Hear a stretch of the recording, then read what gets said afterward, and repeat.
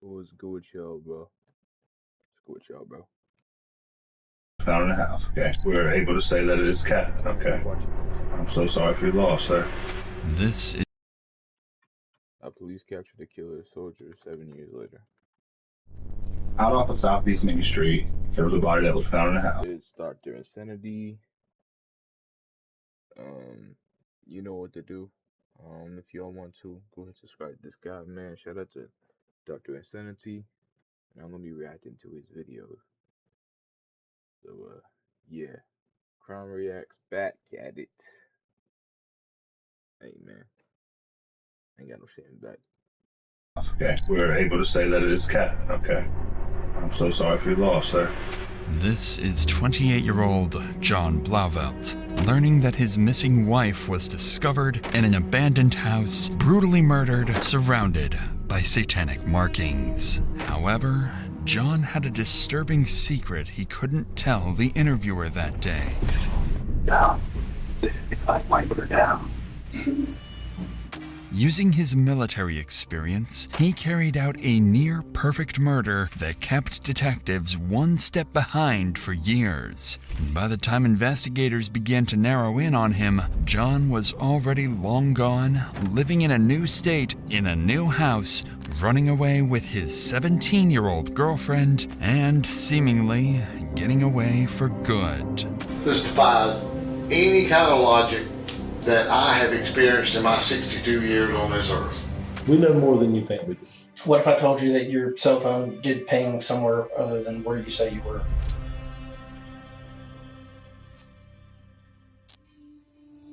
It's 2:15 p.m. on October 24th, 2016. 22-year-old Katie Blauvelt is captured on CCTV inside her workplace. Her shift is soon coming to an end, and she's planning to meet her mother at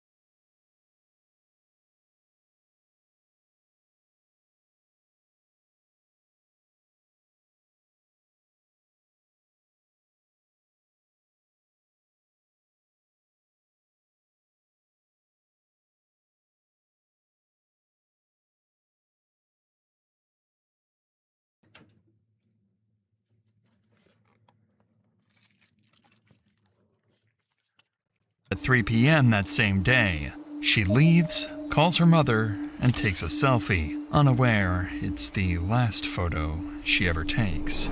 Not long after, her phone pings a location for the last time, and Katie disappears without a trace.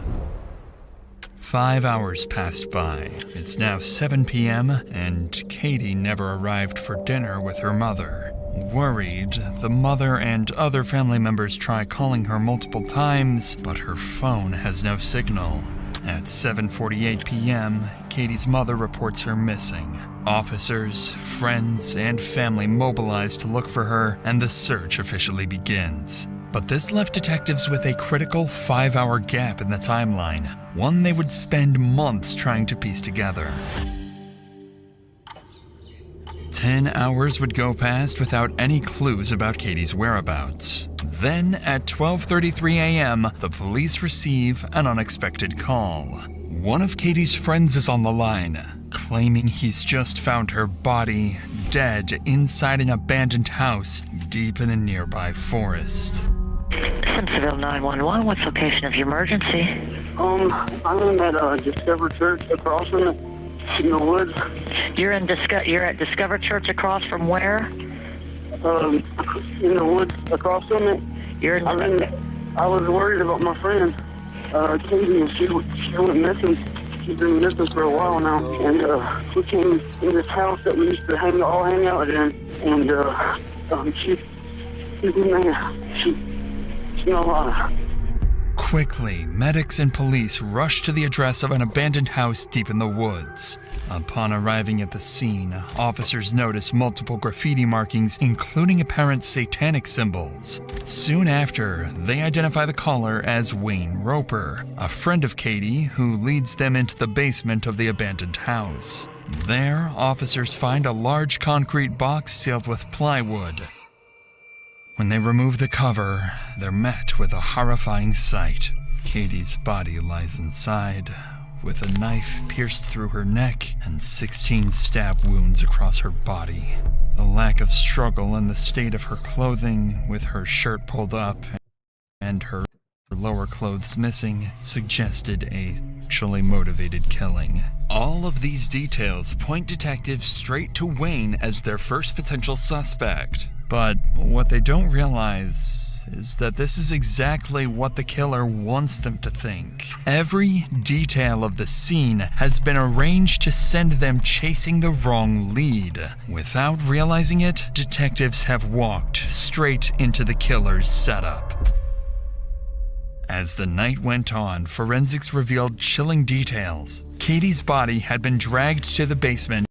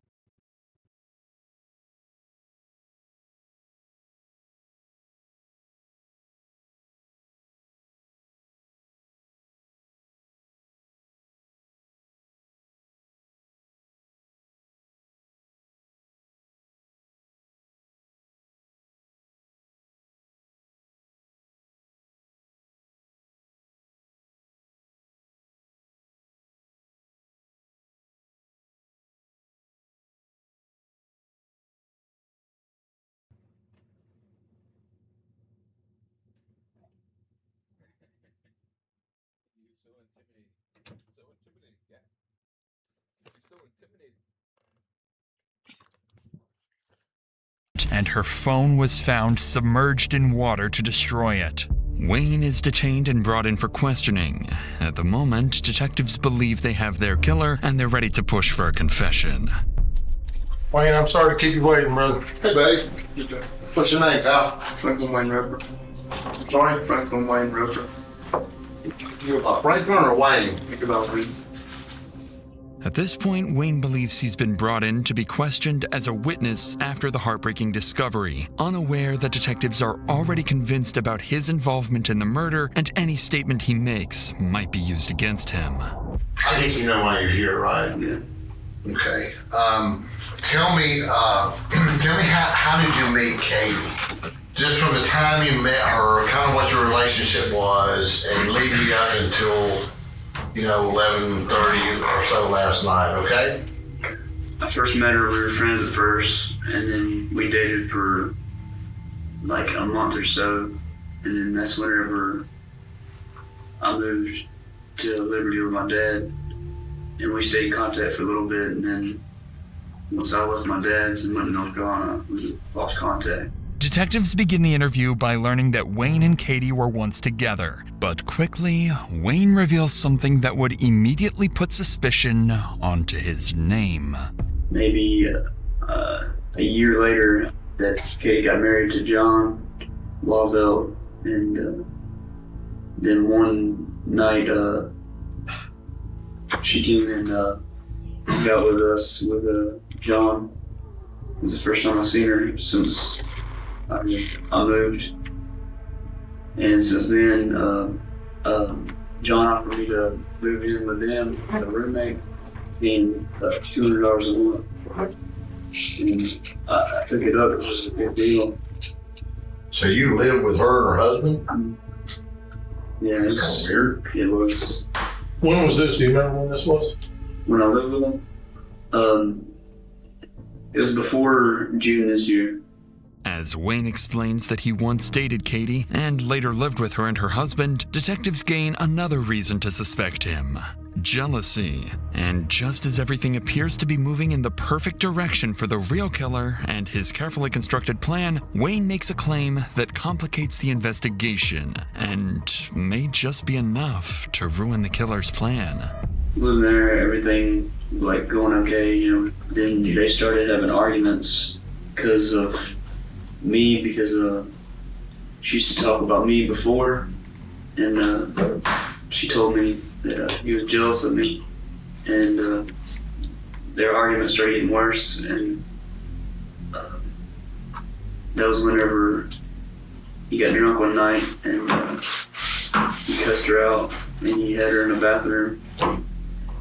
They were just pretty much just screaming at each other, and then from there she ended up moving back with her mom, I think. When did you and when you were living with John and Katie, were y'all being intimate with each other? It was only once. And John was there or not there? It was like a threesome thing. And how did that come about? I was drunk and he was drunk, and so I did it. Like after that, he changed. If true, Wayne's claims about John's violent behavior could shift suspicion towards him. But despite Wayne's accusations, something still doesn't add up. His story, with its inconsistencies and gaps, keeps raising suspicions. Because prior to this interrogation, detectives learned that on the day of Katie's death, Wayne arrived late to work, and he admits to walking near the abandoned house around the time Katie disappeared. More importantly, while at work, Wayne was aware that Katie might be inside that very house. Yet despite that suspicion, he never alerted authorities. Instead, he waited until the end of the day, went there himself, and only then called the police. All of this places Wayne squarely in the crosshairs of investigators, and unknowingly pushes them further into the real killer's trap. Because in the next few minutes, the interview will take a terrifying turn as detectives unknowingly edge closer to forcing an innocent man into confession to a brutal murder that he never committed. But before we get to that, recently I'd been dealing with these headaches for 3 weeks straight, and I kept pushing off seeing a doctor because I've always struggled to find one that works for me, and my doctor is late more fast for same brain. Detectives are on the verge of pushing an innocent man into a murder confession. Why did you call the police? I didn't think of it at the time. I didn't. Did you know she was dead? No.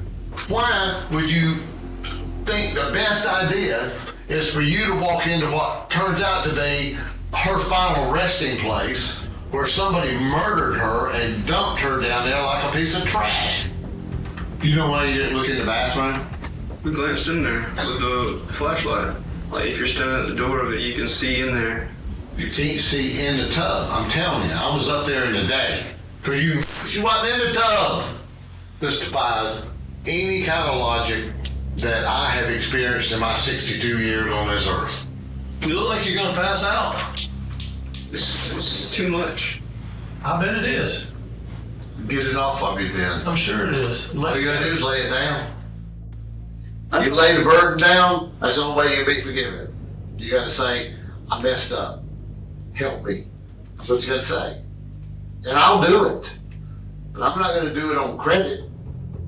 Detectives remained suspicious of Wayne, but with him sticking to his story and no hard evidence, they couldn't yet arrest him. Instead, they collected his DNA sample to compare with the DNA found underneath Katie's fingernails. But that's when, just a few hours after Wayne's interview, as police searched the area around the abandoned house, they stumble upon Katie's car, only a few miles from the crime scene, left abandoned in a nearby parking lot. It looked as if she had left in a hurry, but the reason her car ended up there would remain one of the biggest mysteries for the following months.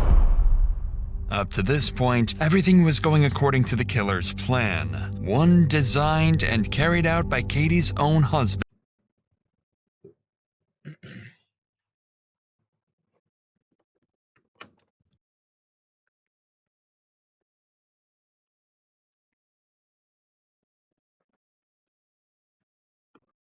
No got shame about it.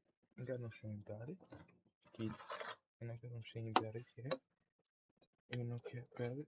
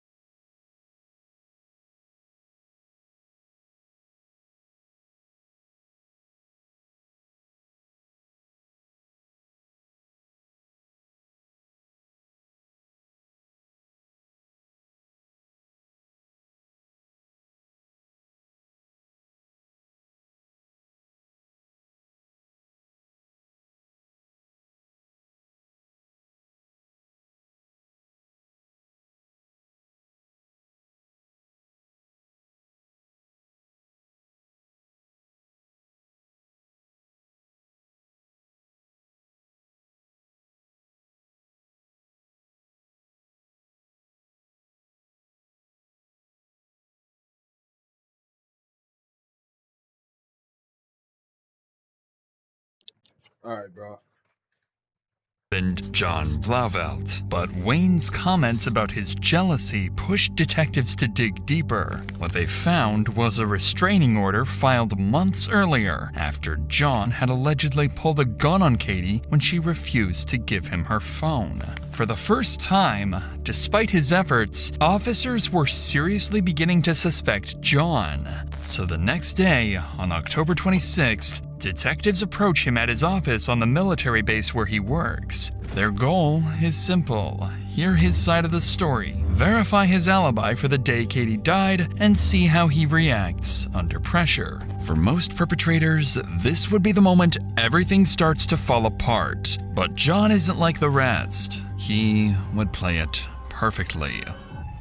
Alright, well, they're out off of Southeast Main Street. There was a body that was found in the house, okay, an abandoned house. And at this point, we're able to say that it is Captain, okay? I'm so sorry for your loss, sir. At this time, we are investigating, and we would investigate every death the same way. We start with homicide and work our way from there, okay? What the restraining order deal? What's the deal with that? That's because a charge back that I got back in February, domestic violence first degree. Do you know if she had any issues with anybody? Anybody that wouldn't hurt her or anything like that? No, and I know that she's been dating around, and it's whatever, because I've been too. But Notice how John intentionally directs detectives towards the fact that Katie is dating around. Him pointing this out isn't a coincidence. It's a strategy. By controlling the narrative this early, John is quietly planting a story that will protect him later. Did you work this Monday? Mm-hmm. What time did you get off Monday? Like 2:30ish, I don't know. Did you stop anywhere on the way home? Mm-hmm. Let me ask you this, why were you looking for Katie? For Cheyenne. Cheyenne's destroyed right now, and I'm just trying to help her out. Who do you know that would want to do harm to her? Not nobody. Do you know there's a guy that used to live with you, redhead fella? Redhead? Yeah. Wayne? Yeah. Mm-hmm. What's his story? Just regular dude, good guy. Friends with him. Mm-hmm. What do you do for the Army? Well, right now I just sit in this office, small office right now. Because of the civil investigation, all of my recruiting duties have been suspended. Are you familiar with this abandoned house? Yeah. Okay. That's the spot. What's the spot? Hangout spot. Am I being charged with a crime? Because he's recorded me, and I'm not comfortable with that. No. And if I am, I'd like to contact a lawyer. Because this is uncomfortable. Okay. You're not being charged, okay, with a crime right now. As the interview ends, John does something counterintuitive. He defends Wayne, the man he's secretly framing. It's a manipulation tactic known as reverse empathy. By showing compassion, he makes himself appear harmless and trustworthy. John's first interrogation had gone almost perfectly, leaving detectives with little they could use against him. Still, they couldn't shake the feeling that something was off. With no evidence to hold him, he was let go, and officers would turn to those closest to John and Katie, their friends and family, unaware that John had already influenced them. Detectives started with Crystal, Katie's best friend, and at the time, also John's roommate. John knew exactly what to expect here. In his interrogation, he had already planted the idea that Katie was dating around, and Crystal, being one of Katie's close friends, also knew about her dating habits. His hope was that she would unknowingly reinforce this misdirection, steering suspicion towards anyone but him. Alright, October 28th, 2016, 4:47 p.m., Simpsonville Police Department. Like I said, all I ask is that you don't tell John you're up here, and he's not the only suspect. There's other people we're talking to and questioning. So, has he made any statements about, if I go to jail for Katie's murder? He's just, he said that, it sucks for him because he feels like he's gonna get in trouble for it, but he's like, I didn't do this, I'm tired of people coming after me. Right. See, me and John actually really do get along. You know what I'm saying? I'm not gonna lie about him at all. I'm gonna tell you the straight up truth. If he's acting weird, I'm gonna tell you, but it wasn't. I was thinking last night about it. I really was. just maybe a split second of thought that it could have. You can't just accuse somebody out of the blue.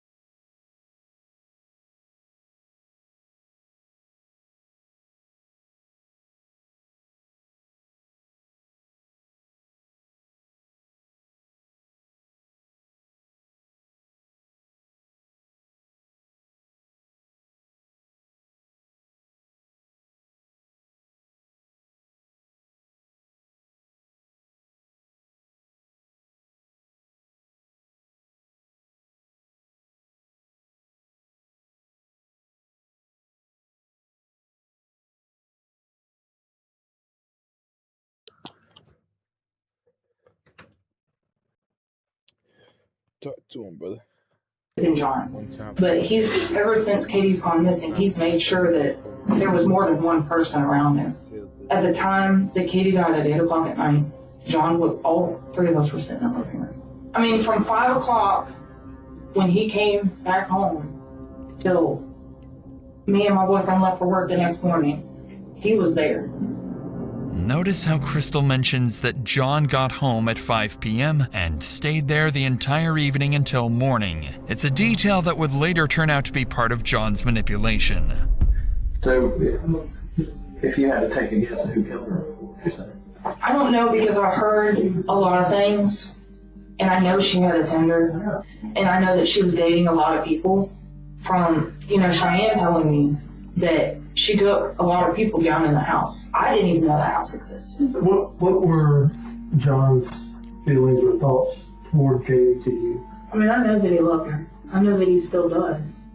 I mean, he's mad because of what Katie is accusing. He held the gun up to my head and stuff like that. And just by the way she was talking, I knew she was lying. Because that's what she did. Me and her used to get each other in trouble all the time in high school. That's what she would do. She would lie, Alright. I think we're done. Anything? Just as John hoped, Crystal's account added fuel to the idea he had planted. By emphasizing Katie's dating life, she unknowingly fed into John's narrative, suggesting the threat may have come from someone she was seeing, maybe even Wayne. Next came Catherine, John's ex-wife and the mother of his child. He had already made sure she wouldn't say too much. Fear, and their shared child, would be enough to keep her quiet. This is Investigator Hawkins. Hey, how are you? Nice to meet you. With you being married to him for 7 years, with the drinking, and sober, has there been any violence between the two of you? Okay. I mean, I'm not here to go and arrest him for something that happened, 10 years ago or anything like that. But I just don't want to go into anything that had to do with us, because that doesn't have anything to do with what happened between him and Katie. I mean, it's not that you're incriminating yourself. He's a good guy. I mean, I'm alive. Bad joke, but I would assume I wouldn't be if he was that crazy. Well, you never know. It only takes one time for somebody to snap. No, but he's never snapped with me for some reason. Plus, you two have a kid together, so. Yeah, there's that. Maybe that has something to do with it. All right, I'll give you a business card with my phone number on there. Okay. All right, thank you very much for coming. If you're home, you can appreciate it. Catherine's silence kept John safe for now, but the final interview with Katie's niece, Cheyenne, would not go according to John's plan. Unlike Crystal or Catherine, she wouldn't protect him. Instead, she would point suspicion directly at John and reveal a motive that would tie everything together. For the first time, his carefully built plan would start to fall apart. Alrighty. Your name is Cheyenne Paxton, is that correct? Yes, sir. Okay. It is Thursday, October 27th at 8:52 a.m. Simpsonville Police Department. This is in reference to the homicide investigation of Caitlin Blauvelt. Have you ever seen John get violent towards Katie? I've never seen him put his hands on. I've seen them argue. Would Katie have gone over to his house on her own? Within the last 3 weeks to a month, like I do. So if he says he hasn't seen her since July, that's a lie. July. Yeah, no. He's seen her. I know that John is really angry at Katie for a lot of things. Tell me what he's mad about her for. He feels like that it's her fault. That their relationship went bad. And everything kind of went bad for a little while. He feels like it's her fault that he's losing his job. And that he got in any trouble. And he just blames it all on her, you know? Mm-hmm. And I don't know if this matters or not, but I know he has like a $150,000 life insurance policy on her too. All right. I appreciate you coming in. I know it's not easy, especially when somebody close to you, but it's important. A lot of this information you gave us, good information that we need. So. Cheyenne's interview gave detectives their first real motive pointing to John. But motive wasn't enough. They needed evidence. They have a few leads, but they have no defined person of interest just yet. As the investigation dragged on, the detectives' frustration began to grow. John had covered himself so carefully that they couldn't even get a judge to approve a DNA warrant. Without it, they had nothing that could tie him directly to Katie's final moments. It's now been 4 days since Katie was killed, and detectives didn't have any solid evidence. They knew John was smart, but so were they. Out of options and patience, they began planning something different. They began forming a new, risky, and very unconventional plan. In just 2 days, they would set a trap for John. A trap at Katie's own funeral. In the days leading up to the funeral, detectives stayed ready. While they waited, Katie's family mourned and tried to make sense of what happened. 22-year-old Katie had spent the past year working at PetSmart, surrounded by animals she was saving and taking care of. She was easygoing and warm, quick to make friends, and close with her family. But her peaceful life from just days earlier would make what was about to come only more unsettling. As the day of the funeral came, detectives entered the funeral home early, working quietly before guests began to arrive. They positioned hidden cameras around the room and secretly wired the space for sound. Everything inside the funeral home looked normal, but in reality, detectives controlled every detail. They'd placed cups of water and other drinks where guests could easily reach them. The plan was simple. Get John to drink from one of the cups, catch it on video, collect his DNA from the cup, and compare it to the DNA found on Katie's body. On October 30th, the day of the funeral, detectives set their plan into motion. But what their cameras are about to capture goes far beyond anything they expect.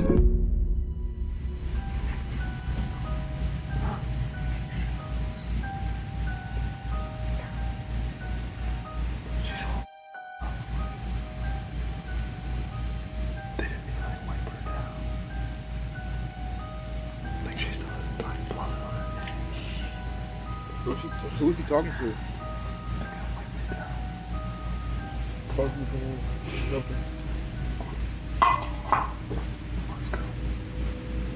He's with somebody. As John leaves the funeral home, detectives know their plan has worked. They quickly return to retrieve the cup he had drank from and the hidden camera they placed earlier. When they review the footage, 3 critical things stand out, all of which will become pivotal to the entire investigation. The first is exactly what they were hoping for. John drinks from one of the cups and leaves it behind, giving detectives the evidence they need to collect his DNA without a warrant and compare it to the samples found on Katie. The second detail is something they never expected. The footage captures John walking up to the casket, taking pictures of Katie's body while making unsettling comments. And the third, perhaps most unsettling of all, is that John isn't alone. Standing beside him is an unidentified young woman who quietly tells him to stop taking pictures, then giggles moments later. Her behavior immediately drew attention, and detectives decided to collect her cup as well for DNA testing. And when they began digging into her identity, they discovered the woman was 17-year-old Hannah Thompson, a friend, and more recently, John's new roommate. They also learned that she had once been close friends with Katie. Given her connection to John and Katie and her strange behavior at the funeral, detectives know Hannah isn't just another witness. She might be the key to solving the entire case. And they were dead on. At this point, detectives have interviewed Wayne, John, and people from both John and Katie's circle. They also collected crucial evidence and leads, and now believe that Hannah, the 17-year-old who lived with John, could be the key to uncovering the truth about Katie's murder. The next day, on October 31st, a week after Katie's death, detectives approach Hannah and bring her in for interrogation. If anyone knows what really happened, it's her. When was the last time you saw Katie? Like a few months ago. What was your feelings towards her? I mean, I've always seen her as like a friend because like I lived with her for a little bit. Right. So is it fair to say you were on good terms with her when she was killed? Mm-hmm. Okay. Did you end up going to her visitation Saturday? No, I didn't. So you didn't get to say goodbye to her? I know John, I think, went there Sunday, right? Mm-hmm. Okay. You didn't get to go with him? I went with him, yeah. I didn't go Saturday though, because you lied. There's CCTV. her family doesn't really like me because of her niece Cheyenne. Yeah. Yeah, we were like kind of like off and on friends, and I think she might have said something about me that her family didn't really like me. Did you go in the room and pay your respects, or Mm-hmm. how did that go? It was hard. It was really hard. How long did you stay in the room with her casket? Like 10 minutes, 10 to 15 minutes. What did y'all talk about while you were in there? We didn't talk at all. Nothing? Mm-hmm. We just each had our like moments, I guess. John never take his cell phone out and take a picture of her? No, he didn't. You sure? Mm-hmm. Or you can tell me. Some people do that. Yeah, no, he never took a picture of her. Watch Hannah's behavior closely as the question Didn't talk at all. With her casket? Like, I didn't really stuff. You didn't get to go with him? I went with him, yeah. I didn't go Saturday though, because her family doesn't really like me because of her niece Cheyenne. Yeah. Yeah, we were like kind of like off and on friends, and I think she might have said something about me that her family didn't really like me. Did you go in the room and pay your respects, or Mm-hmm. how did that go? It was hard. It was really hard. How long did you stay in the room? Y'all took with her casket? pictures. You all had something to say to the corpse. She's all messed up, man. Yeah. Yeah, you did that to her, bro. In your mind, you probably think it's some kind of art or something. Some kind of Bob Ross thing. Some kind of, Pablo Piasco.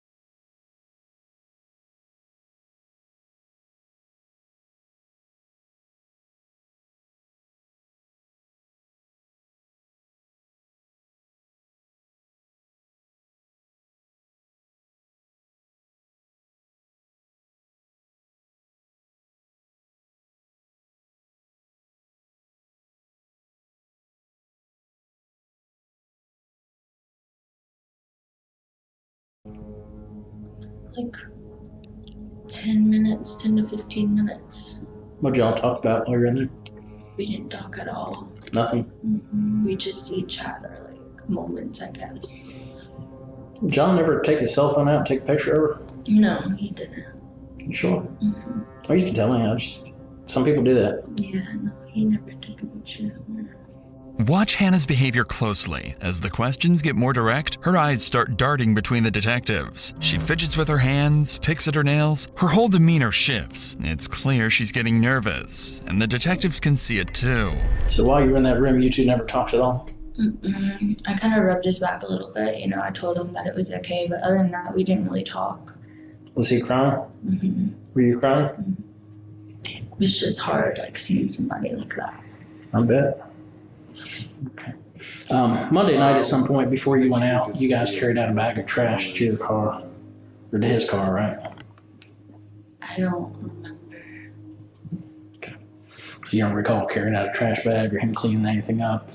Having to put stuff in the trash? No, sir. Okay.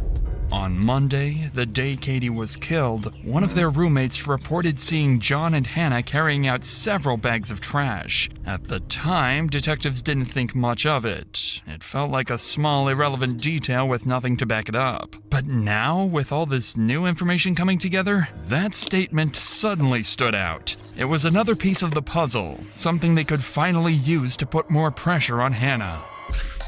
Just so you understand, we've been working this case steady since she disappeared. Right. So there's a lot of these things that we know the answers to. I can tell you already, you're lying to me. Okay? You do not want to get wrapped up in catching the murder charge. I gotta tell you a little something. At the funeral home, we were there. Okay? There was a camera in the room.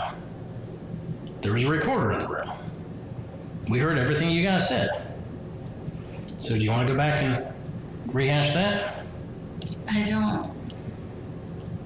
It was not easy to see her like that. Is that why there was some giggling and stuff? There's not any giggling. We've been doing this longer than you've been alive. You're not slicker than us. You know, you're not going to outsmart us. We've talked to people. This is a murder. You understand that? Yes, sir. What do you think about somebody that would stab a girl in the neck to the point where the knife went all the way through to the other side, and then stick her body like a piece of trash in the basement of an abandoned house to sit there for a day and a half before somebody finds her? Look at her, man. She's right I here. don't want to look at her. That's your friend. I don't want to do this anymore. Don't want to do what? Don't want to help us find out who killed her? All you gotta do is tell the truth. It would be so easy. Can I tell you something? To tell the truth, you don't have to try. It just flows. It just comes out. We're also aware of what people have told us about you and Katie. And they're telling us that you didn't like her one bit. Well, after me and John started, getting together, Katie started not liking me. If you know something and you're trying to cover up for it, you're gonna go down with the rest of them. You're gonna go down with the person who did this to her. I don't know anything about her murder. You do. I don't. You do. I really don't. We really do. You do. We know more than you think we do. I don't want to talk anymore right now. Good luck to you. Even after being confronted with the footage and being caught in multiple lies, Hannah refused to give up on any additional details she may withhold. But while none of this gave detectives the definitive proof they needed, John didn't know that. And that uncertainty was exactly what they were counting on. So detectives decide to bring him in again. This time more prepared and ready to push harder than before. They planned to corner him with everything they had. But they'd have to be careful. If they pushed too far without enough to arrest him, it could tip him off, causing him to disappear. We hadn't really had a chance to sit down. I know I talked to you that day when we notified you about her death. Yeah. And things are kind of emotional and everything. So, right. So the viewing was Saturday, right? Right. 2 to 4 on Saturday. Bro, I don't get how you have to mark out shoot, death. I don't understand that. I don't understand why you have to mark those words out, bro. Are they too unsettling for YouTube? Do they hurt? Like, I don't get it, bro. Those are natural parts. Death is a natural part of life. It's not a bad word. I don't get it, bro. I don't get why you have to mark that word out. But look. On everything, so right. So the viewing was Saturday. I had a chance to sit. Him, it could tip him off, causing him to disappear. We hadn't really had a chance to sit down. I know I talked to you that day when we notified you about her. Look. Why does he have to mark death out? That's not a bad word. Why? Why? Why do you have to mark out murder? You know, I just don't get it. This video ain't about kids. It's not for kids. Why? I don't get that. Death, yeah, and things are kind of emotional and everything. So, right. So the viewing was Saturday, right? Right, 2 to 4 on Saturday. When did you get? I went Sunday, 2:30 on Sunday. Obviously, it's not meant for kids. So they just had a private thing for you. Did you go by yourself? Yeah. Well, I took Hannah with me. Did you? Yeah. Was that hard? Yeah, because I mean, first of all, there's nobody there but me and her, so we're just kind of standing there staring at like Katie's nasty, like dirty, disgusting body. I've seen people dead. I've fucking dealt with this shit before, and now there's nobody else there. You know what I mean? That night, somebody says you and Hannah were putting some trash from a bag, like a trash bag in the back of the Prius. Mm-hmm. Do you remember doing that? Oh yeah. Marley had like the most explosive shit on the floor and stunk up the whole house. I threw out like 4 towels. This moment reveals Hannah's a lie. She claimed she couldn't remember taking any trash out, yet John's statement confirms otherwise. It's a small clue, but one that'll soon become part of a much bigger picture. So you guys got home around 3 roughly? Yeah. Brandon and Crystal were there. What happened after that, after you went around? We went and met my friend Scott to get some money that he owes me. What's he owe you? He owed me $500 for when he crashed my car. Where'd y'all meet with Scott at the Zaxby's on Fairview. But he was in the Army with you? Yeah, we deployed together? We deployed together. Did you go anywhere before that? No. This is where John makes his first mistake, mentioning a name detectives have never heard before. Charles Scott, his friend from the military, someone who'd later prove to know far more about the night Katie died than anyone realized. I don't know how much you know about cell phones and stuff like that, but as you go around, your cell phone's constantly searching for signals and stuff like that. Right. So with that said, is there anything, going back to last Monday, is there anything that you've told me that your cell phone records would say otherwise? I don't believe so.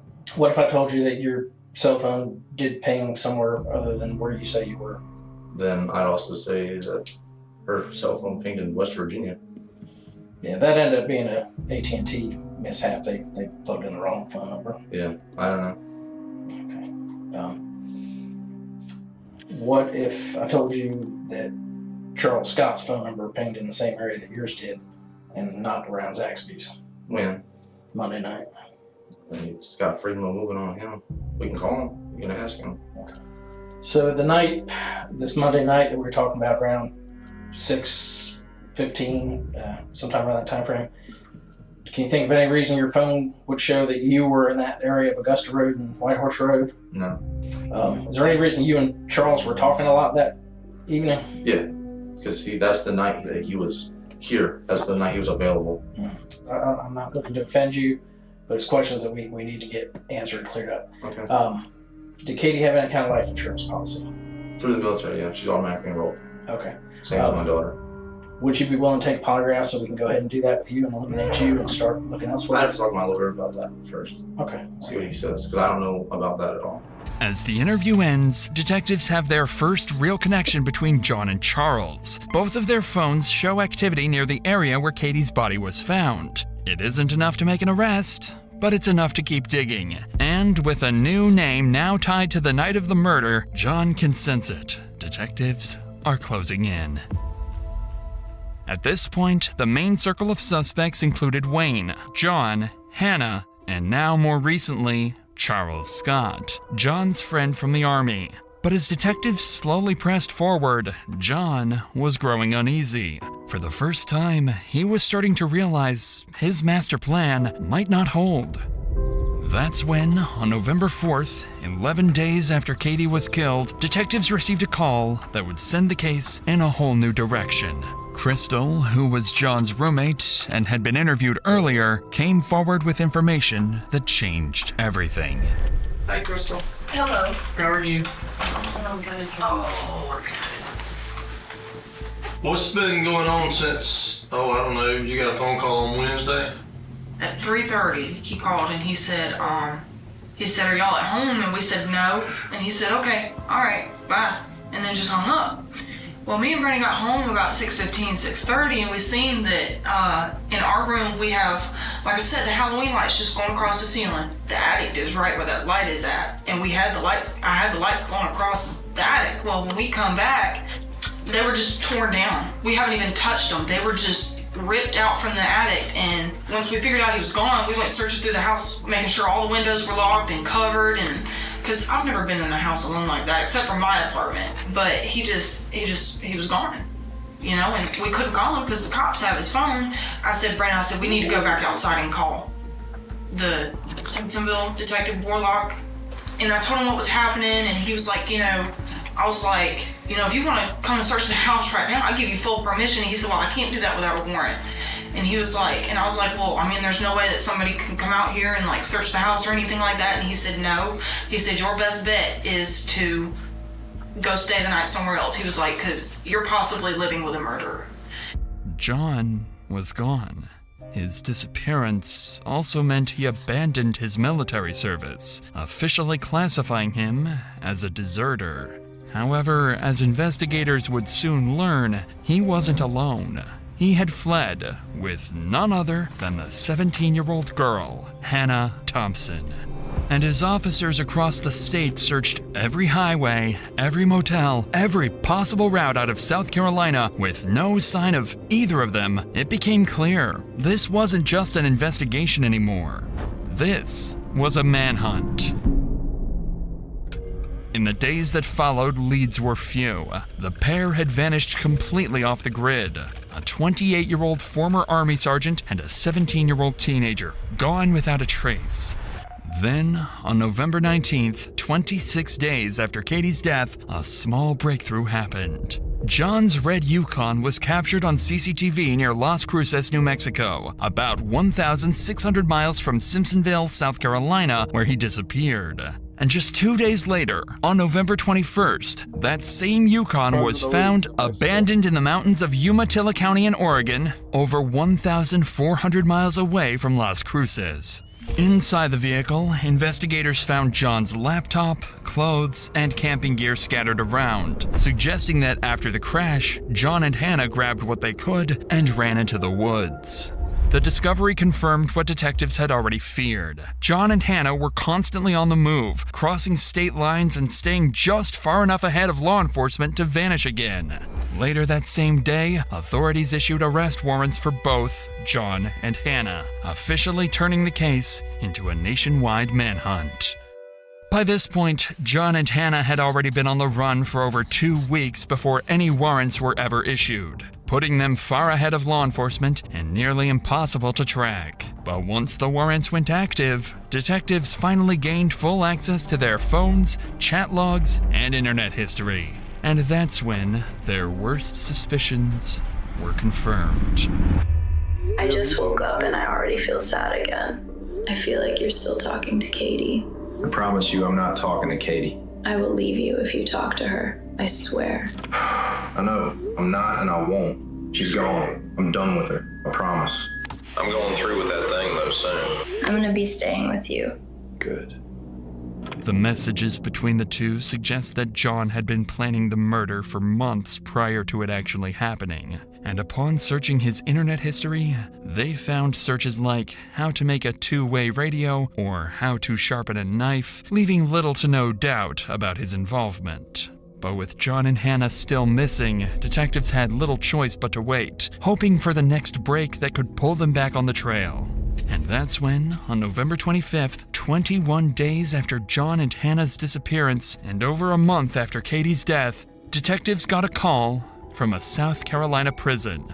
But the caller wasn't just anyone. The call came from the cellmate of Charles Scott, John's Army friend who was already in custody for an unrelated charge. Charles's phone had pinged near the abandoned house on the day Katie died, and his cellmate was about to provide a lead that could give detectives the breakthrough they desperately needed, with details only the killer could have known. Just as we're talking today, is that Charles Scott you're talking about? Yeah, that's the one I'm talking about. He told me that he had killed a girl, helped kill a girl with one of his buddies named John, something like that. You know, they had put her in a drug house or an abandoned house in a basement in a box that takes 2 people to open. He was the one that coerced her to the spot where John come up behind her and got her, grabbed her. And they met at a different location. When John got her, they put the knife to her. John stabbed her. I don't know how many times John stabbed her. He didn't say. He said he knows he stabbed her twice and John made him stab her twice. He actually said it scared him when he stabbed her at first, but then after he stabbed her, it made him feel a little better.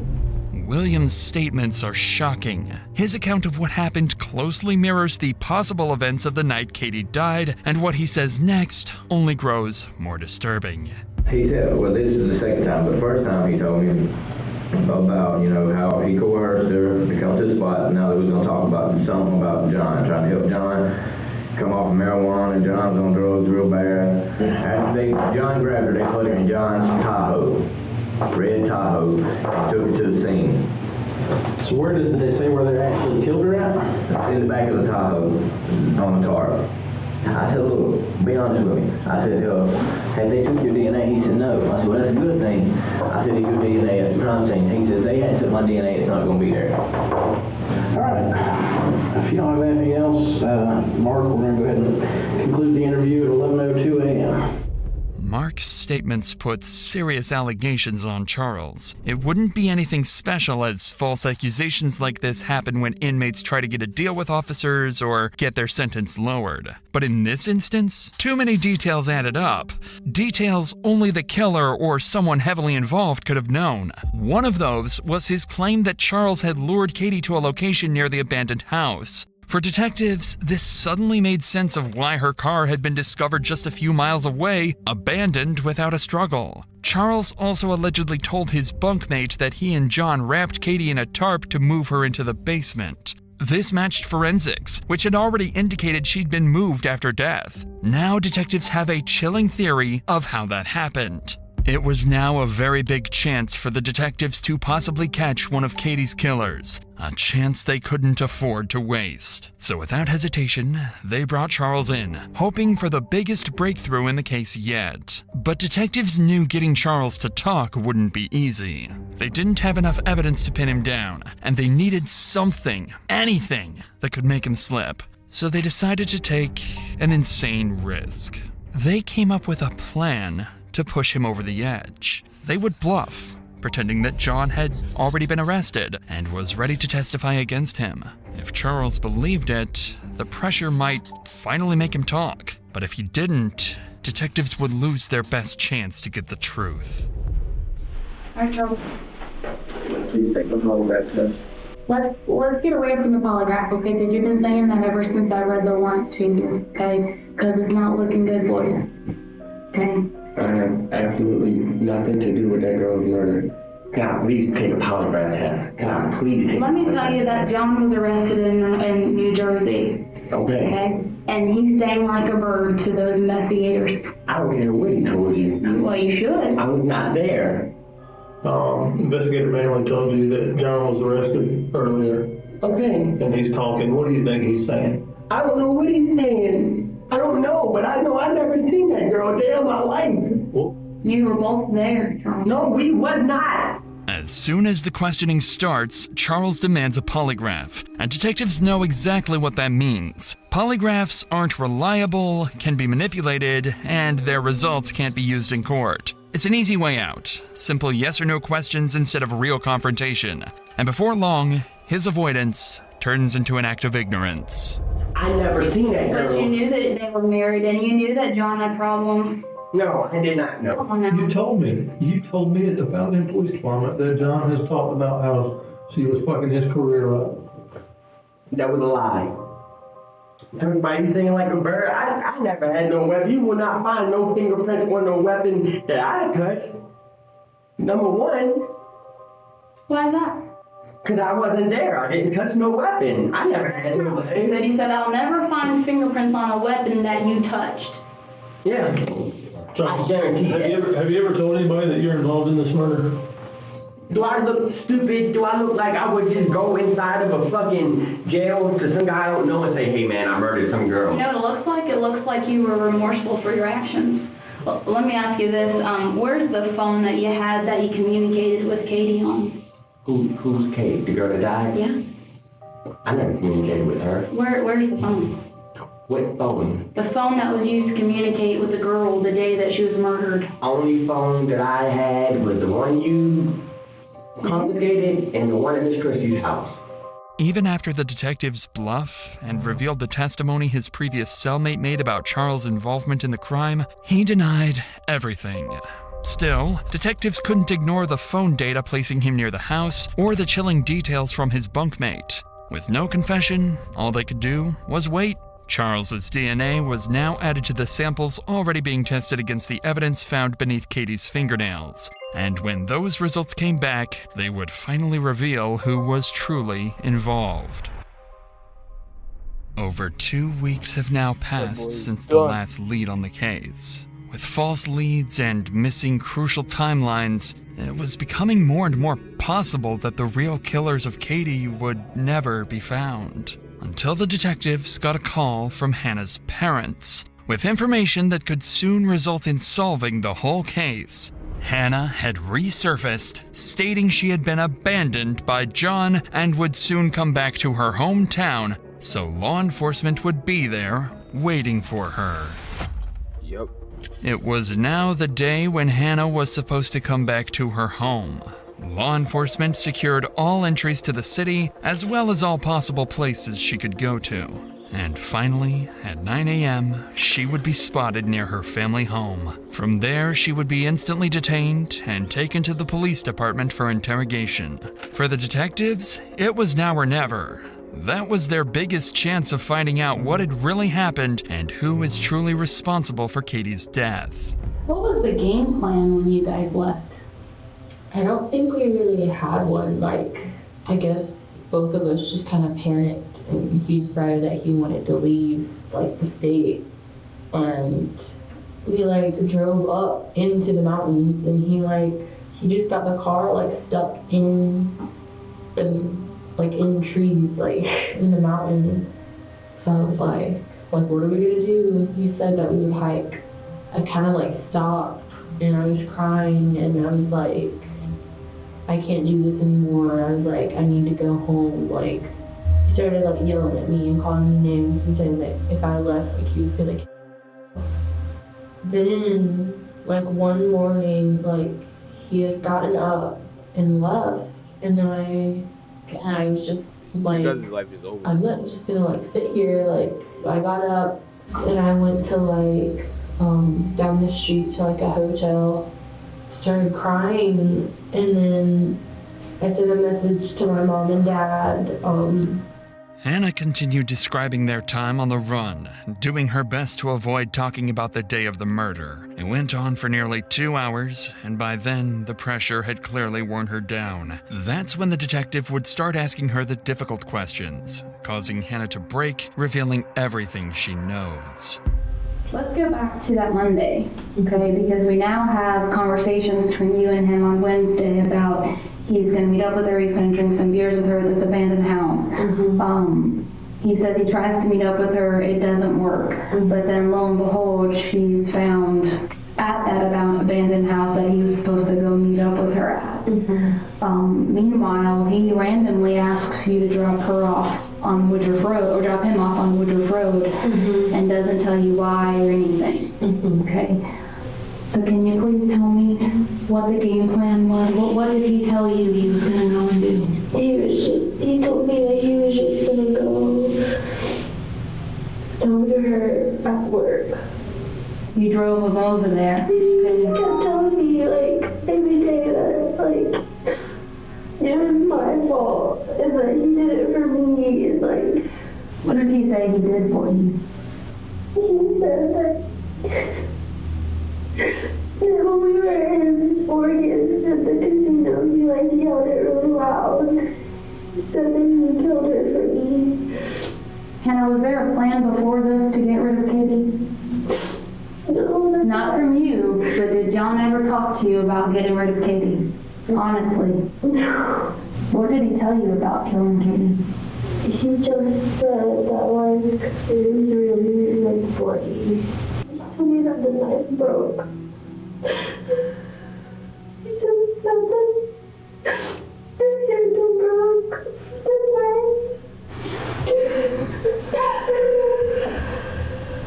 The last thing she said was ow. And she said that before that if he let her go, that she wouldn't call the police. Where were they, Hannah? They had been in the house.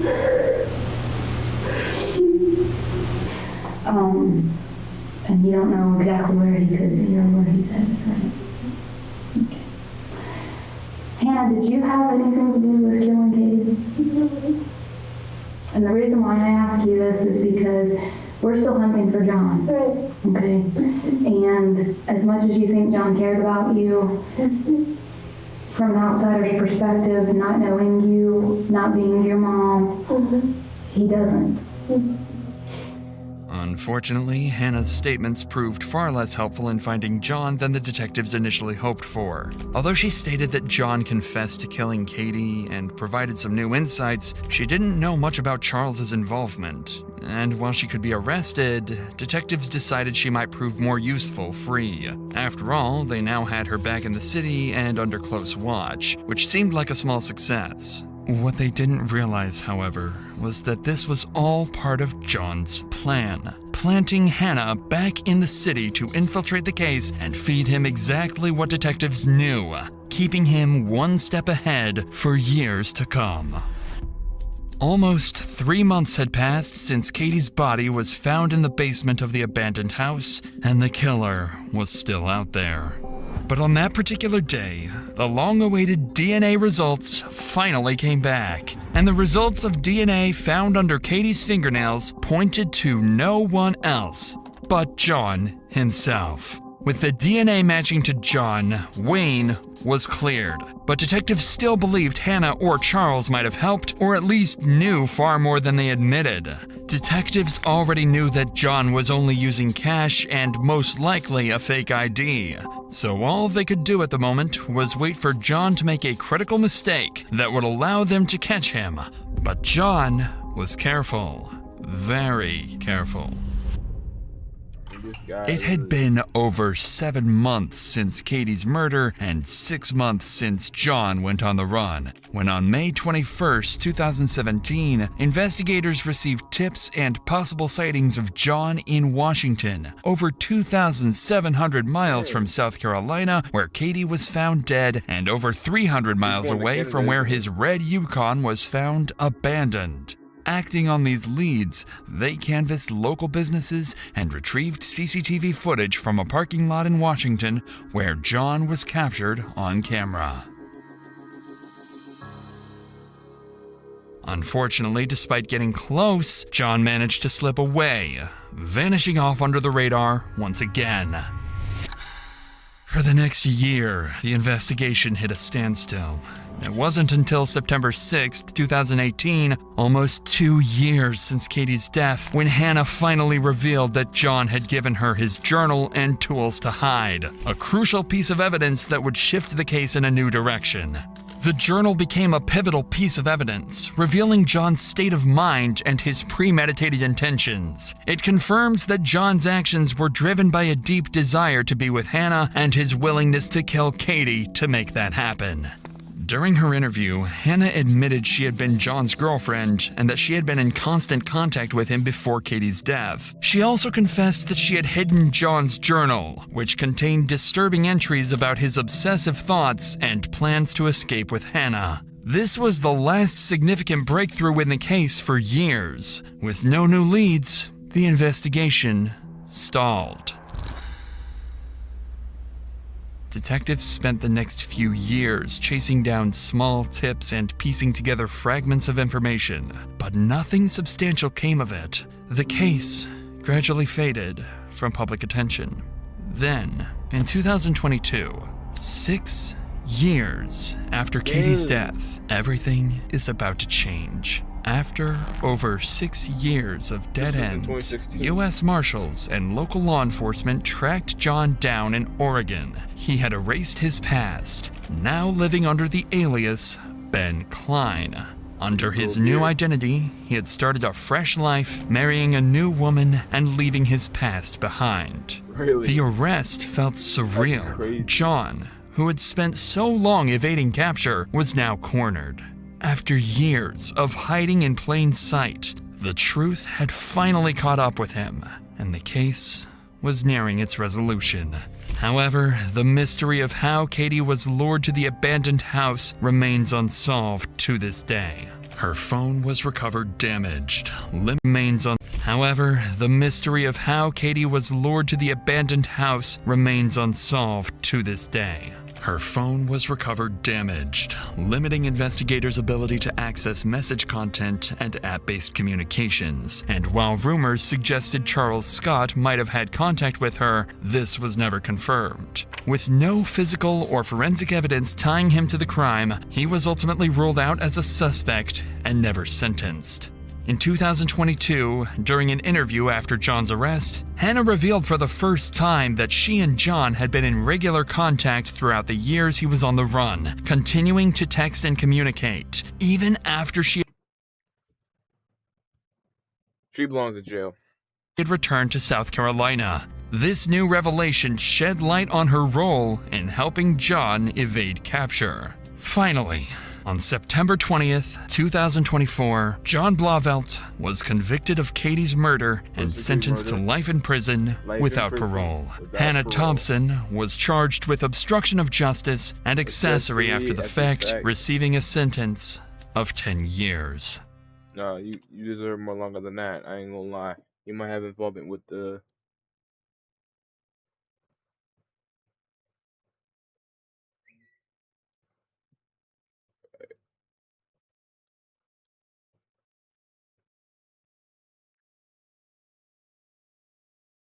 Right.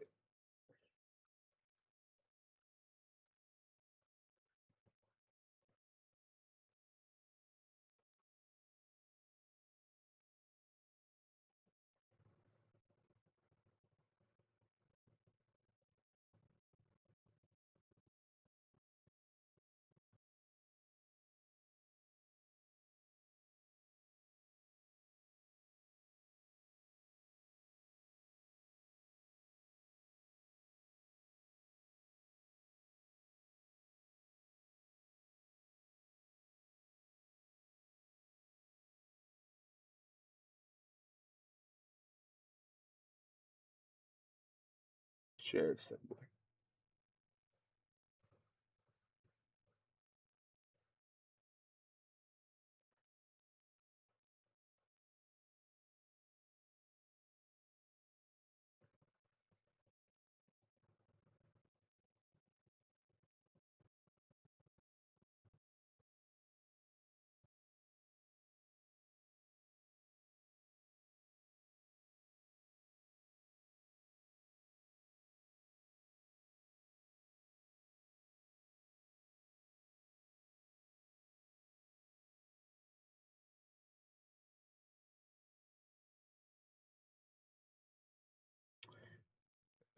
There goes how police capture the killer. 7 years later.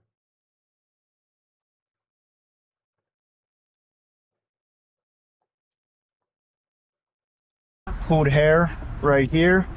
And if you come up at about 10 o'clock into a wooded area, about 10 meters up. There's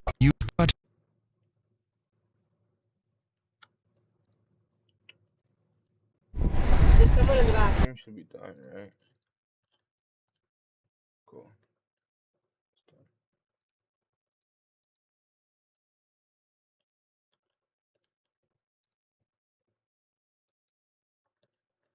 Boom.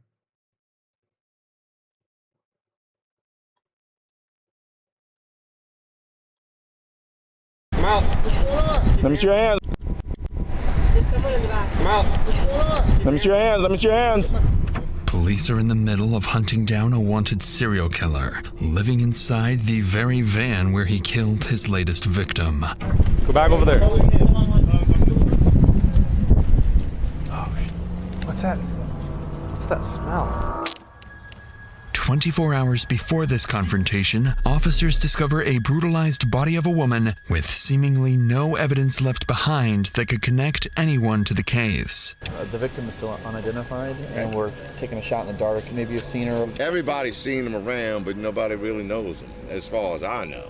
Yeah. When I found out Michelle was dead, dog, and you gonna ask my boss man, it killed me. But over the following day, small clues would start surfacing, revealing additional victims going as far back as 4 decades, eventually leading to one of the longest active serial killers in Florida's history. There's the back piece. This is our van. Steve, you made a mistake. I know. I didn't do this. It's man. Steve, come on now. I'd be willing to bet a lot of money that there are bodies out there attached to him that either haven't been found or gone. This guy cannot be on the street. He has to go away or somebody else could get hurt.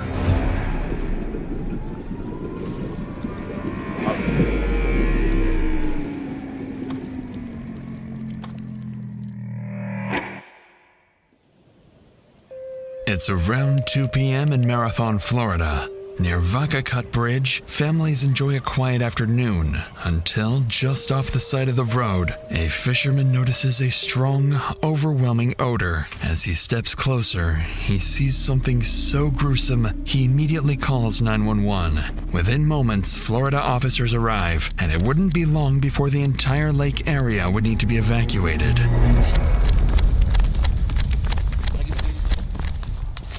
Where's she at?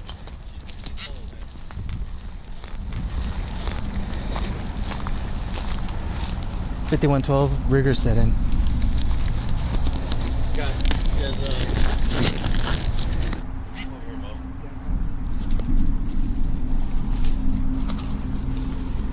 Jesus Christ.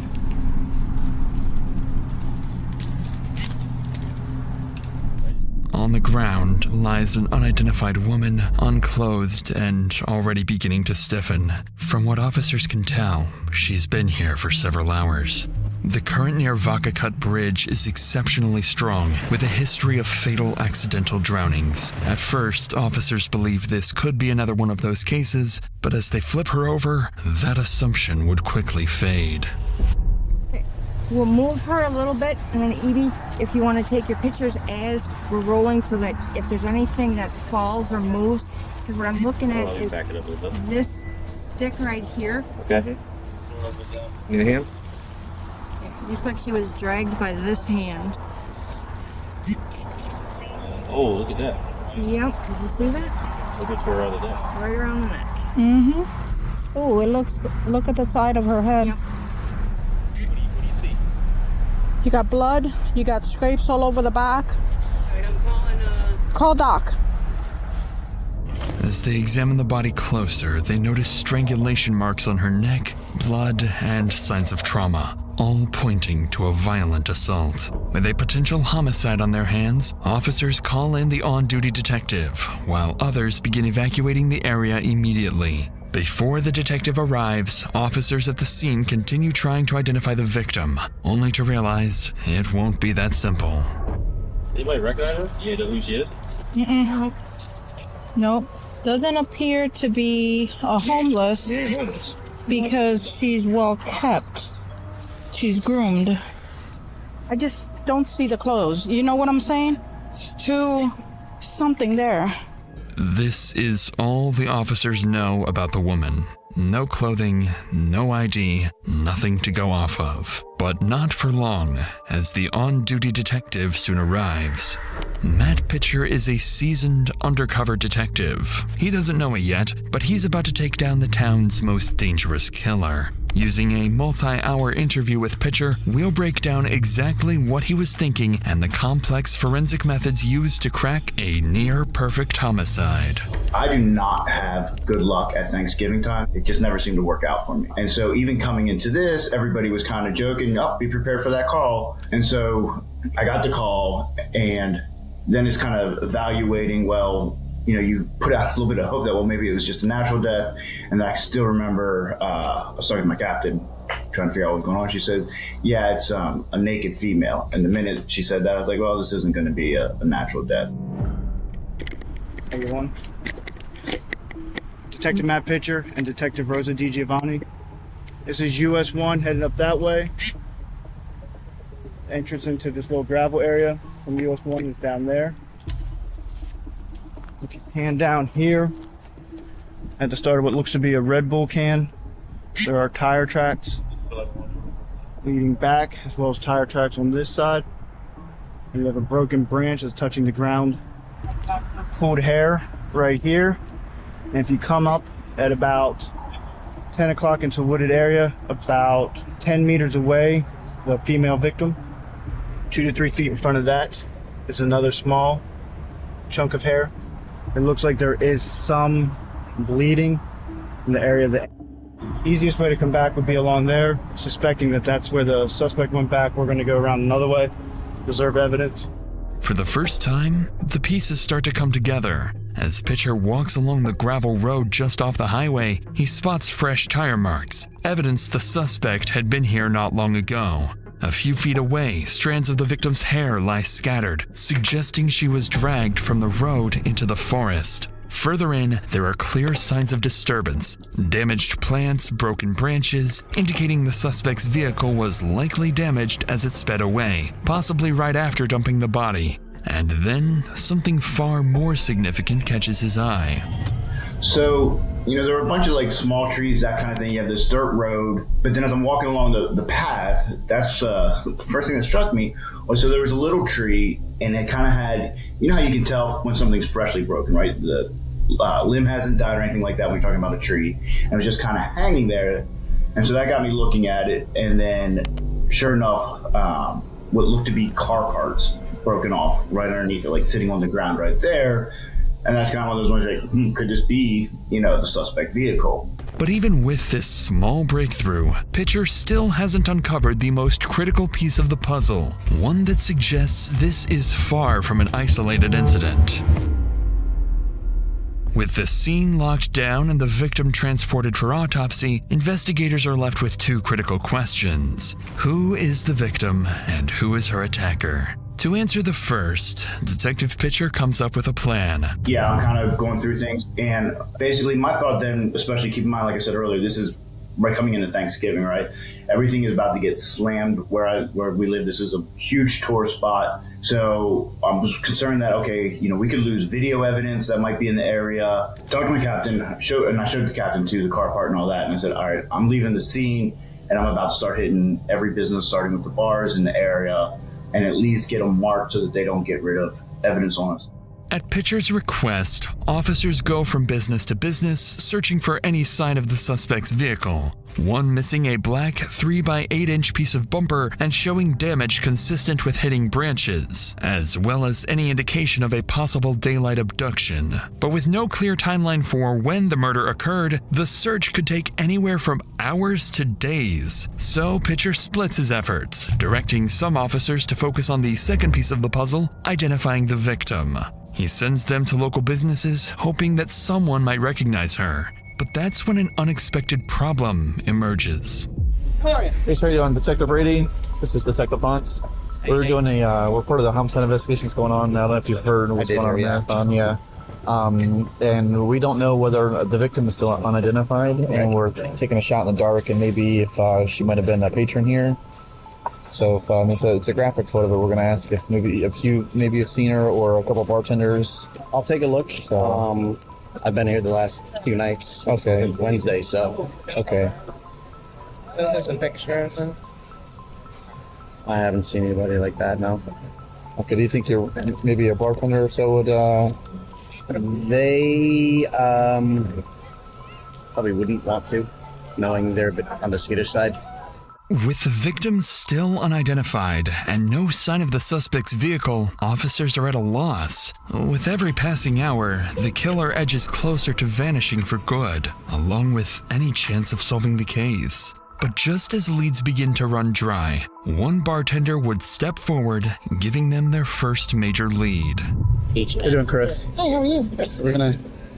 I just got your phone number here. 917. And are you willing to look at the photo of the victim and see if you might know her, or it's pretty... It's up to you. Yeah, okay. All right. There's this lady here. You might be able to recognize her. Yes. Okay, do you know her name? Or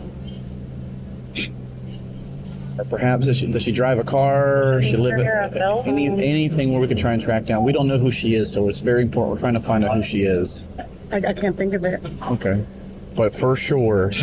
Yes, I know exactly who she is. Okay. Definitely. Although the bartender doesn't remember the woman's name, she recalls seeing her multiple times, suggesting she's likely local. And then another bartender approaches. She recognizes the victim too, but still can't provide a name. However, she remembers something else. She had seen the woman working at the Sunset Grill restaurant just a few miles away. With this new information, officers quickly wrap up and rush to the restaurant, realizing they may be moments away from answering one of the case's biggest questions.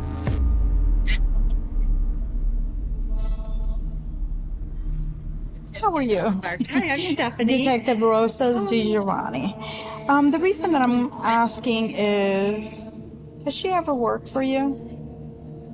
Oh, she looks familiar. Yes, yes. She did? Yes, and I tried to help her. I know. What do you mean you tried to help her?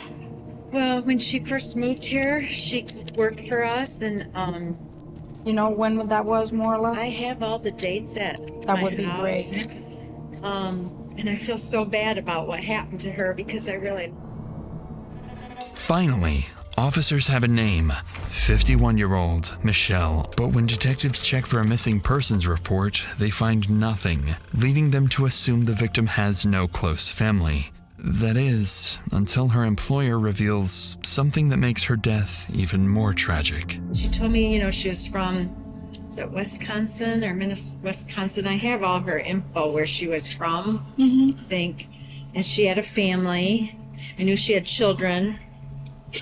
And an ex-husband, she didn't have custody of her children.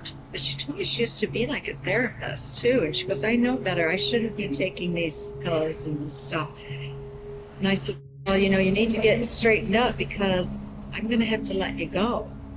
But she did talk always. I don't know her children. I never met her, but she always talked about them. I don't know how old they were. She always talked about going back. I know our children must be devastated. If you talk to her kids or anything, just tell them that, she was a wonder. She had a good heart. She did. That's basically what we're trying to get for her kids, She did. And I always thought that too. I thought, God, I wish her kids knew that I really liked Michelle. Thanks to her employer, officers are able to get into contact with several of Michelle's family members in Janesville, Wisconsin. All of them describe her the same way, kind, with a good heart, but after moving to Florida, she lost contact with them. This information is immediately relayed to Detective Pitcher, who now has one question left to answer. Who is her killer? And that answer may be closer than they think. That time the captain says, all right, I'm going to send a picture of this car part to a buddy of mine who's in narcotics. He is extremely good with cars. She literally sends him this little bit of what turned out to be a bit of a fender. He comes back. First thing he sends a text. All right, it's going to be from a van, full-size van like this. Within 15 minutes of that, he sends a picture and says it's going to be this type of van. That picture he sent actually ended up to even be the exact same color, everything as the van is a suspect van, like to the T. But in my mind, I'm thinking, number one, 50% chance it's actually going to be the suspect vehicle. Being able to match that to the vehicle, yeah, probably not going to happen. Naturally, Detective Pitcher is skeptical, but he still relays this information to officers combing through CCTV footage. And to his complete surprise, after 6 hours of finding nothing of value, they're about to stumble upon something big. I don't know how to download it from the system, but he's fixing to go past here in just a minute. Need anything else from us? No, bro. I'm just going to find this vehicle and then try to clip this. I found him. He's right here. Office Max is a ripoff. Right there. At last, police spot what they believe to be the suspect's vehicle, a black and silver Dodge conversion van, visibly damaged with pieces missing. And once they run its license plate, detectives can begin reconstructing the killer's movements piece by piece. He's gonna go by, I'm sure. There he goes, right there. Yep, 1207. He will let you, yeah. That's the van right there. There it is. Yep. Alright, 1240. He had to stop somewhere. 12:39. What we get from Alfredo's? Alfredo's was 12:08:23. So that's 4 minutes. 4 minutes and 17 seconds. You had to stop somewhere quick. 4 minutes, 17 seconds. It wasn't sitting in traffic for 4 minutes. That's a big. So where can he stop between Fredo's? Huh? Trade ones. Trade ones. Or if he came in here. As officers piece together the van's path across town, it suddenly disappears, somewhere near Kmart Plaza on US Highway 1, just over 3 miles from where the body was found. While officers search for additional camera angles around the last known location, investigators run the van's registration, and that's when they discover something deeply concerning. The van belongs to 58-year-old Stephen Matthew Wolf, a man with a long and serious criminal history. Obviously, the one thing, I can't remember if it was a juvenile record that was sealed and they had to go a little bit further to find it out or whether they grabbed it, but he had a murder at a young age. So immediately I have someone getting on the phone for me and contacting that police department. Let's get details on this and fast. And it was this 90-year-old man that he and a couple of his friends robbed, and he decided to kill him. So the minute you find stuff like that out, you're like, all right, you're building. So this guy already has a criminal history, so he's definitely going to be a suspect on the list. Bro, how is he still free? He killed a 90-year-old man while he was a little kid, okay, that he robbed, and he decided to kill him. He should be locked in jail. But that, I'm assuming that was back, what, in the 50s? It wasn't really a good justice system. He should have at least had, like, should have been into an institution or something, for the rest of his life.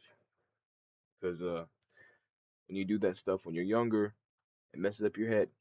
Those building blocks, right? You're like, okay, we're on the right path here. This is most likely our guy.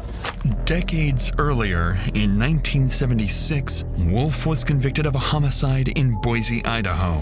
At 15 years old, he and 3 others murdered a 78-year-old man named Enrico Flori, a robbery-motivated killing that landed him 15 years in prison. The case gained nationwide attention when, in 1977, Stephen escaped from the Ada County Jail, sawing through a bar on the 4th floor and climbing down using bed sheets and conduit. He remained on the run for 6 days before being recaptured. As Pitcher digs deeper, they uncover even more disturbing details: a prior diagnosis of psychopathy, a history of animal cruelty, and long-term drug use, raising the question of whether he should ever have been released. With these findings, Pitcher realizes he's looking for someone with a history of extreme violence, a proven capacity to evade justice, and potentially a serial killer. By midnight, the van still hasn't reappeared on CCTV, suggesting it's still somewhere near the cluster of fast food restaurants. Unwilling to waste any more time, Pitcher, alongside a dozen deputies from the Monroe County Sheriff's Office, heads out to search the area. And as they begin to look for their suspect, something inexplicable happens. When the captain and lieutenant were going out to scout in this parking lot, you're doing a lot of this just hoping and, looking for that needle in a haystack, but most likely, the person's going to bounce pretty quickly and get out of town. So while you're hoping, it's not great. And she's driving, keep in mind, on the opposite side of the road. So she had to see it from a long ways away. And according to my captain lieutenant said a prayer. And the minute she stopped the prayer, looked off to her left where there is a Kmart and a McDonald's, and sitting just right by the McDonald's was the van. And she starts yelling, "There's the van, there's the van." Of course, they almost wrecked the car. but they get into a parking lot, sit tight for a second. I get over there, make contact, and go from there. To Pitcher's surprise, they spot it. The black and silver van, parked between a Winn-Dixie and a McDonald's. Approaching from multiple directions, officers surround the parking lot, carefully ensuring no bystanders are in harm's way, with Pitcher meticulously guiding the operation. And as officers inch closer, they brace themselves, knowing a dangerous killer could lash out at any second. Do we want me to give him verbal commands? Yeah, his window's down. Okay, Caleb, go. You gonna get this side over? I got it. Monroe County Sheriff's Office. Step in the back.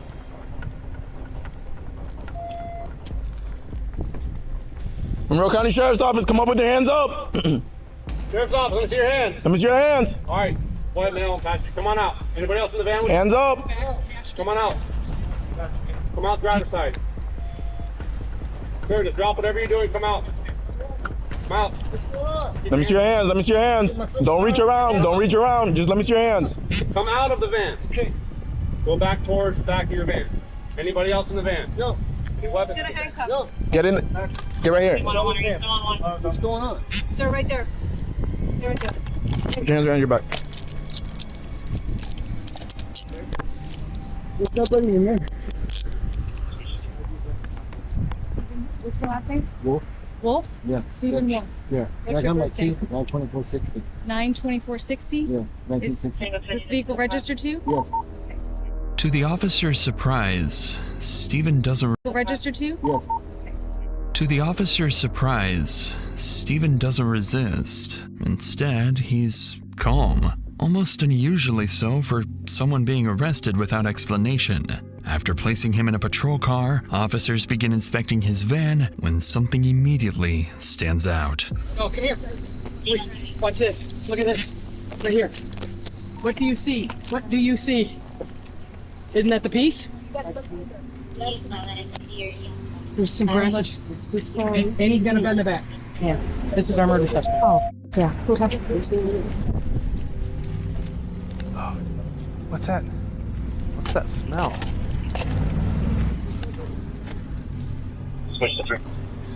This is him. Like Look that. him. Hey, do me a favor. Yep. Bottom's clear. When they were going through the van, I believe there was blood in there that they have yet to identify, for one thing. There was, unfortunately, underwear in the van that appeared to be used. There was other women's underwear in there. So I 100% think that there are bodies out there attached to him that either haven't been found or gone. There's all these, little details that too many to overlook. After securing the scene just after midnight, Stephen is transported to the Monroe County Sheriff's Office for questioning. But despite Pitcher's plan unfolding nearly perfectly, he still has a long way to go. On the way to the station, Pitcher realizes that from a jury's perspective, there's still reasonable doubt, and nothing truly conclusive beyond a single piece of bumper. And with the right lawyer, he could claim he was simply at the wrong place at the wrong time, and the charges could easily be dismissed entirely. Even so, Detective Pitcher remains confident he can make Stephen break. Less than 12 hours after the murder is believed to have taken place, the two arrive at the station and Stephen is placed inside the interrogation room. Both Pitcher and Stephen have been in these situations before, and each of them believes they have the perfect plan to outsmart the other. But before we get to that, after a long day at work, all I want is a good home for everyone to the city to make me here. .com/plus and very Interview anybody. Way I interview, I'll brag for a second. I think I can interview pretty much better than anybody. And I think I have a track record to prove it. I believe your interview, the most crucial part of the interview are the first minute to 3 minutes. I never ever walk into an interview room and start talking about that night, anything even remotely close to the crime in hand. I usually try to find out what they're into. All right, Steven. I'm recording. Right now, you're just being detained, all right? I'm just going to talk. But before I can talk to you, obviously, you know I got to do this. Yeah. If it's all right, I'll let you have this for a minute. All right. Well, here's the deal. We have some questions about yesterday. Maybe you can walk me through it and help me out a little bit. Tell me about your day yesterday. Just walk me through the day if you would. All right. I'm curious when we were talking at the police car for a second, I asked you to come here. You said something about Vodka Cup. Yeah, I went in there today. I used to sleep. I was looking for a place to sleep. I used to go down there and sleep in that little circle in the back, but I couldn't get in there. Not very good. That's what the damage to my car was. That's when I did that. That's when you did that? Yeah. What time was that? I almost got stuck. Yeah, that's never good. What time was that? 3:30ish, I guess. I don't know, this afternoon. Okay. It was all sandy, washed out, trees were overgrown. I said, I can get back. And I started back down the road. I said, shit. Alright.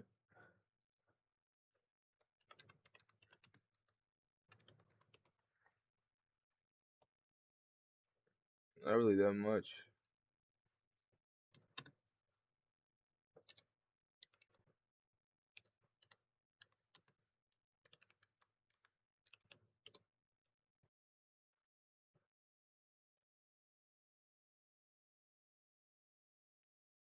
Death sentence. He committed a capital crime.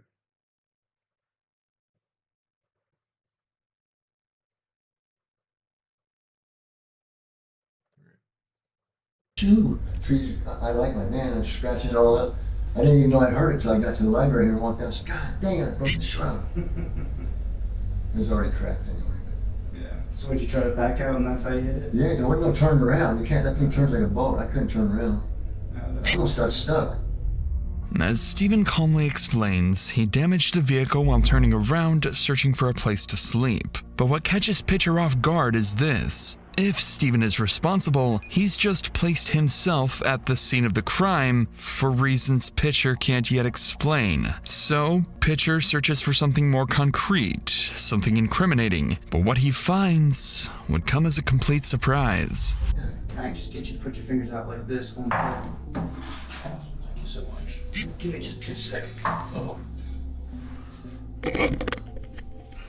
Jan, if you would, just kind of the best you can. And this is gonna be a lot harder, but flip up a bit. Hey, that was a lot easier for you than I thought it would be. What you looking for? What's that? So what you Just any kind of marks. I'm not gonna show you no I scratches. got no marks, no scratches, no nothing. Good deal. Tattoos, I got What's your tattoos. name? I know you got tattoos. They're pretty good ones. How'd you get them done? I got them down in prison, Idaho. Idaho? Because when I got out of bed. I was 15 years old, I got in trouble, I got a homicide. Oh, that's no fun. How long did you have to lay down for? 15 and a half years. 15 and a half years? Oh, wow. It's a long, sad story with a happy ending, but... Well, you're out now. I left that idiot in there. I brought out a drug addict, but... kicked that too. Oh, can you give us 1 second? I just want to talk to my partner for a You can do second. whatever you need to do, just let's get this done, whatever we're doing here. I appreciate it. Just be quiet. I am.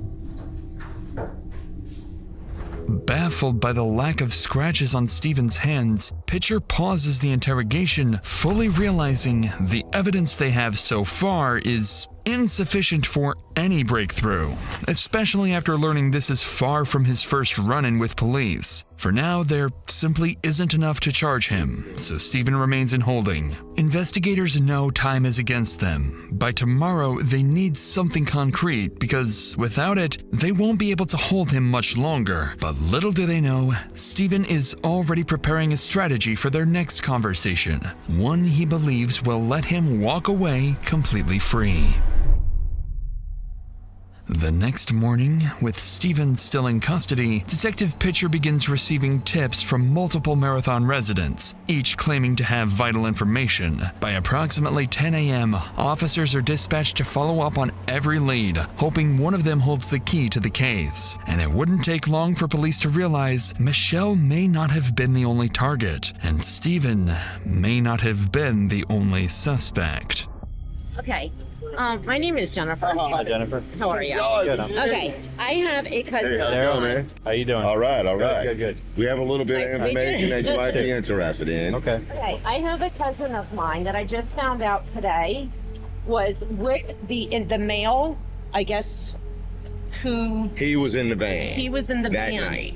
All right, go ahead. Hey, Greg. Yeah, how you doing, Hey. What happened today was I went to the house I saw Frankie and everybody, and I said, hey, you thought you about me down much? Frankie goes, yeah, he goes, I was in his car the day before. He gave me a ride to, I guess, down the store or something like that. I said, wait a minute. I said, Frankie gave you a ride? I said, you were in that van? He goes, yeah. I said, because your fingerprints are probably in that van, Frankie. And I said, if you don't go talk to somebody. They found a fingerprint. Exactly. And that's not going to look good for you. Afraid of being implicated, locals begin coming forward, bringing new information about Stephen. They reveal he wasn't alone the night before the murder. Just hours before the woman was killed, he had been driving around town with 2 other people in his van, and one of them is about to show up to speak to the detective. Hey, Tracy. How are you? Good. I'm sorry. Everybody knows me here. Yeah. Except the rookies, of course. Well, I don't know you. So you were in the van with Frankie and... Yep, he come up to the library. I asked him if he would take us to go to the store so we could get something to drink. Okay. Is what the hell was said. I've known him for a little while now. Oh, okay. I never thought that he would do some off the wall, excuse my language, like this. Yeah. Okay, I am shocked. I am floored, all right, to be honest with you. Right. What if this happens to me? It Yeah, could we don't have want it to been. happen to anybody. And that's All right. why I want everybody to come together and we can Well, get like I told one of the deputies that knew me, I said, listen, I'm fixing to either sleep over here at the library or else I'm going to sleep on y'all's doorstep over here. Thanks to Tracy, officers are now able to piece together Stephen's movements leading up to the murder. But before the detective leaves, Tracy would go on to mention one more name: Terry, a close associate of Stephen. Officers immediately recognized the name. After confiscating Stephen's phone, they discovered a 5-minute call with someone named Terry just hours before the murder is believed to have taken place. Looking further into his background, they also realized they've spoken to Terry before in connection to a sexual assault case, making him a potential suspect alongside Stephen. Within the hour, they arrive at Terry's house, but from the moment they approach him, something feels off. And unlike the others, they would have a much more difficult time getting Terry to talk. Hi, how are you? No, I just need to talk to you about Michelle. Please. Please. We know you didn't do it, man. No, you didn't do it, honey. We heard you're friends with her, that's all. And we just want to talk to her friends. I put down a cross for her. Did you? I know. That's all. We just want to talk to her friends, man. That's it. No, listen, Terry. We just want to see. When was the last time we saw her, Terry? Man, come on. No, Terry, I ain't got listen. nothing You're to not. say. No. Yeah, you're not- because I done been through this with you before when they tried to get me. Terry, let me talk. You don't have to talk to you. I'm not saying And that. Michelle close to me. I don't want to talk. Terry, just listen for a second. Terry, just listen for a second, man. Listen for a second. I'm not listening. Listen, all we know is that last time Michelle was saw was on the 17th. We're trying to track down her timeline, man. If you cared about her, wouldn't you want to help us? You can't tell me who I cared about and all that. I'm not talking. The guy who did it, I don't even want to talk about Michelle, bro. Okay, I'm not trying to be mean, but I know how y'all do. Just like with the man, when I didn't do it. So no, I ain't shit to say, man. When detectives question Terry about Michelle, it's clear he doesn't trust them and has no intention of cooperating. But then they change their approach, mentioning something designed to make him think twice. So did you know Stephen? I don't know nobody. Really? Why'd he call you then? I don't know. Really? Because you talked to him for like 5 minutes on the day he murdered her. Hey, what? You talked to him on the day he murdered Michelle for like 5 minutes. I don't give a what you say. Okay? Okay? But I talked to him and all this. I don't care what you say, miss. I don't really care what you say either. The phone records prove you it. talking to me? I don't care then. So what did you talk to him about? I don't know what you're talking about. I don't even remember talking to him. You don't remember talking to him? Listen, Okay. miss. The dude didn't like Michelle. He always threatened her. Me and him got into it over her. Okay?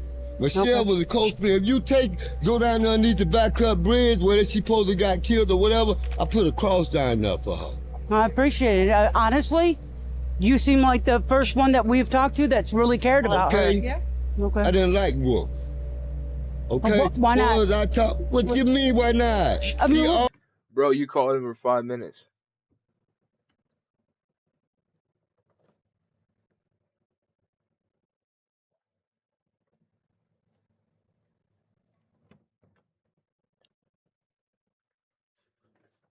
Always threatened her, man. He was always threatening her? Every time I seen them, they was fighting, fussing. Were they in a relationship? I don't. Listen, miss. Michelle stayed in his van. What the freak? She used to sleep with this guy in his van. I used to get mad when she used to be with him. I'm not on no streets. I changed my life after that shit with the. And I talked to Wolf 5 minutes before she got killed. All that shit, that's bullshit. Okay? But for anything, if I can get my hands on him, I hurt him. Finally, once they get Terry to talk, detectives uncover a direct connection between Stephen and the victim. Michelle had allegedly been staying in Stephen's van, and Terry makes it clear he didn't approve of the two being together. Now, detectives realize the man in front of them may be the key to incriminating Stephen once and for all. Well, that's all I'm saying. If you want to know the truth, Terry, you just helped us a lot in being able to make that happen. What I'm still saying, B, the guy, she used to sleep around with this guy. Okay. Okay? This guy used needles. She told me that he tried to get her to shoot dope one time. Okay? Him and Michelle done had altercations. Okay? Yeah. When I found out Michelle was dead, dog, and you gonna ask my boss man, it killed me. You know what I'm saying? I am sorry for your loss. Okay, it's not my loss. It's just that she was a friend. Your loss. She was a friend. And she stayed on the street, man.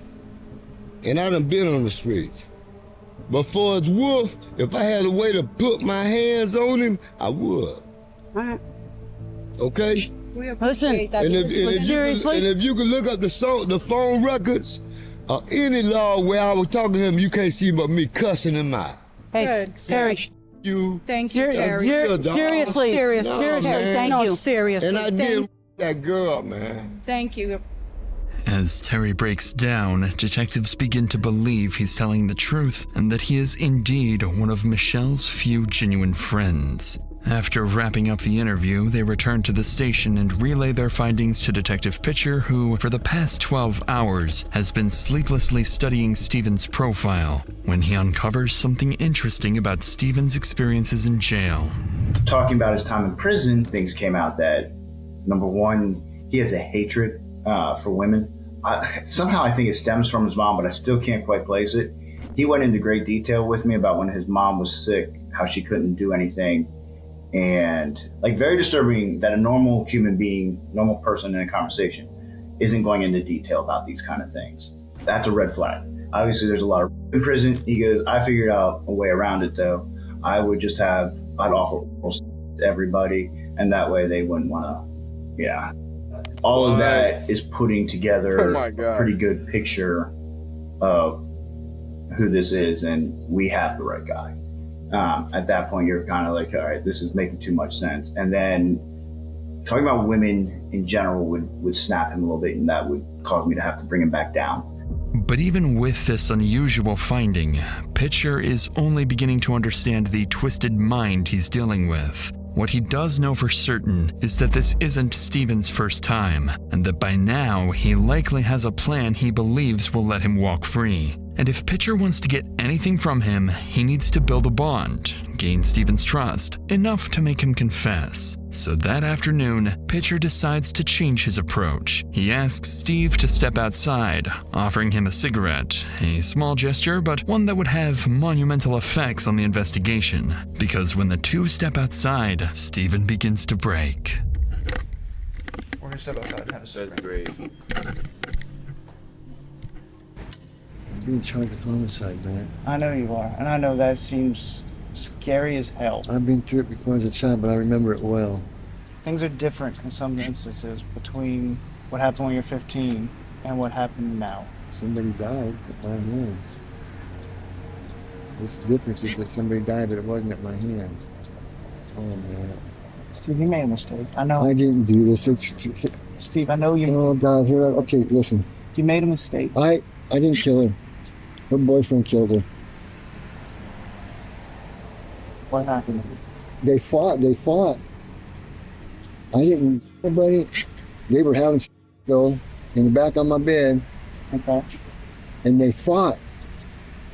And I just kept driving, said, come on, you guys, calm down, quiet down. I don't know their names. How did you have them back? I picked them up. Where'd you pick them up? Walmart. They wanted to come to the Keys. Oh, Walmart. Matt. Steve, come on, man. I don't know what to do here. We gotta keep going. We gotta keep going. We're gonna get this. I did not do this, but I'm guilty of covering it up. I helped him get rid of her. All right, but we can work through this, okay? This isn't the end of the world. He walked away and he was gone, and I thought, Jesus, what am I gonna do? Despite being prepared for something new, Detective Pitcher is clearly taken aback by this version of events. Steven insists he didn't kill Michelle, but admits to helping cover it up, claiming the real killer was her ex-boyfriend. At first glance, the story feels completely fabricated, a last-ditch attempt to deflect blame. But then, something clicks. Pitcher recalls combing through Michelle's social media and uncovering a troubling detail. An ex-boyfriend, persistent, unwanted, and openly harassing her online. Still unconvinced and questioning why Steven is only bringing this up now, the two return to the interrogation room as Pitcher prepares to press him further. Can you do your best to describe him? You said he had... He's got, what, Go ahead, head to toe, everything you can tell. Long khaki shorts. I don't know what kind of tennis shoes, no socks. Okay. Flowery type of shirt. I don't know what pants he was wearing really. And scruffy, his hair doesn't touch his shoulders, but it's close. It's straight as an arrow. Gotcha. Okay, not feather waving it, not one. How old was he? He's younger. I think he's younger than she is. 20s? Yeah. Skinny as a rail. Skinny. Tall and skinny. Black as hair, the blackest you can get. Like black as that camera right there. Where were you exactly when you picked them up? I was at my van. Right. I was in my van. But where? What location? They walked by the liquor store. They walked up to the front of my van by that grassy area. Okay. They were walking and said, "Hey, you can ask this dude for a ride." So you let him in. They get in the car. He's up front. I'm not even out of the parking lot yet, bro. Can I have one of them cigarettes? Yeah, you got a pack, bro. I was at the, you know where the hurricane washed out the road, where it's a long strip after you get out of the Marana? Right by Ann's Beach. Long key up in there. Okay. Somewhere in there. But the long stretch that got washed out by the road, and at nighttime the lights are all red. Yep. You know what I'm talking about? Yeah. That's where he came back up in my front seat and said, "Bro, she's dead." All the way. He didn't say I killed her, he just said she's dead. Okay. What? Bro, she's dead. My brain was thinking, if she's really dead, I'm really call the police. Yep. But he's right there next to me. Call the police. And I didn't pick up the phone. And I pulled down in there. I can't go very far. And you said it was your idea for Dr. Cut? I was thinking, I gotta get rid of this. I gotta get rid of both of them, but I gotta get her out of here now. And he jumped out. He pulled the door open. He pulled her out. I seen it. I heard her. Actually, I was she dead? Oh, she hit the ground, I think. Yeah, I remember thinking, oh, Jesus, that's not good. And I'm in trouble.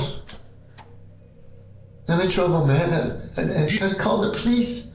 I could have backed over, but I couldn't get out, man. Actually, I couldn't have backed over if I'd have tried. It took me that long. I'd have run his ass over and called you right then. I should have called you as soon as he got out of the van. Give me 1 second. Despite Steven's emotional retelling, his description of the killer doesn't match the ex-boyfriend. The man detectives had identified was older, with short gray hair and a heavy build, but Steven describes someone completely different, younger, slim, with pin-straight black hair. And that's not all. Something major has just taken place outside the interrogation room. The full forensic examination of the van is complete, and the findings are even more disturbing than expected. Now we have the search warrant to the van.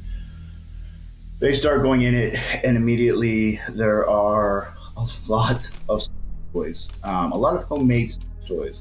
We knew sheets were missing, that kind of thing. Like, we were missing a lot of evidence.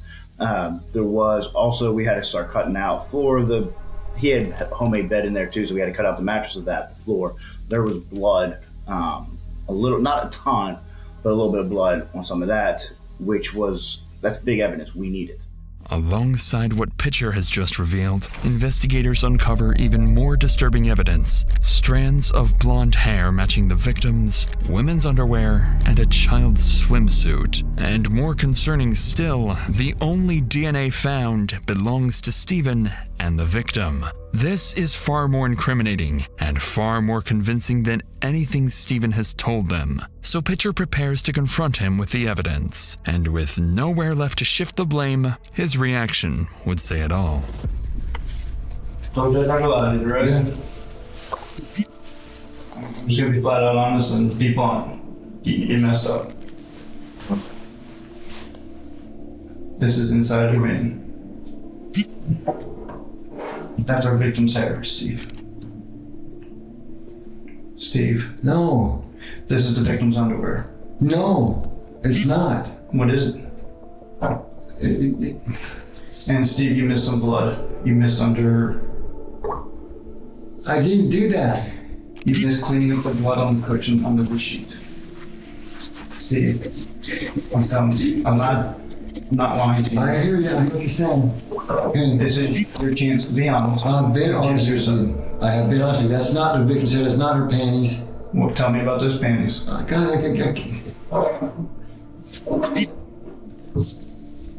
Oh, Jesus, you're going to tell them they lie. If I tell you who they are, you're going to tell them, and then they're going to know that I have. Oh, Steve, right now you're looking at murder. You get okay, they're Susan. They have Susan's door.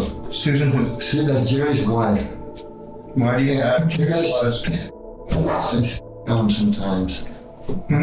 I with them once, and they were dirty, and I put them in there. Okay. And the hair? I don't have no idea. And the blood under there?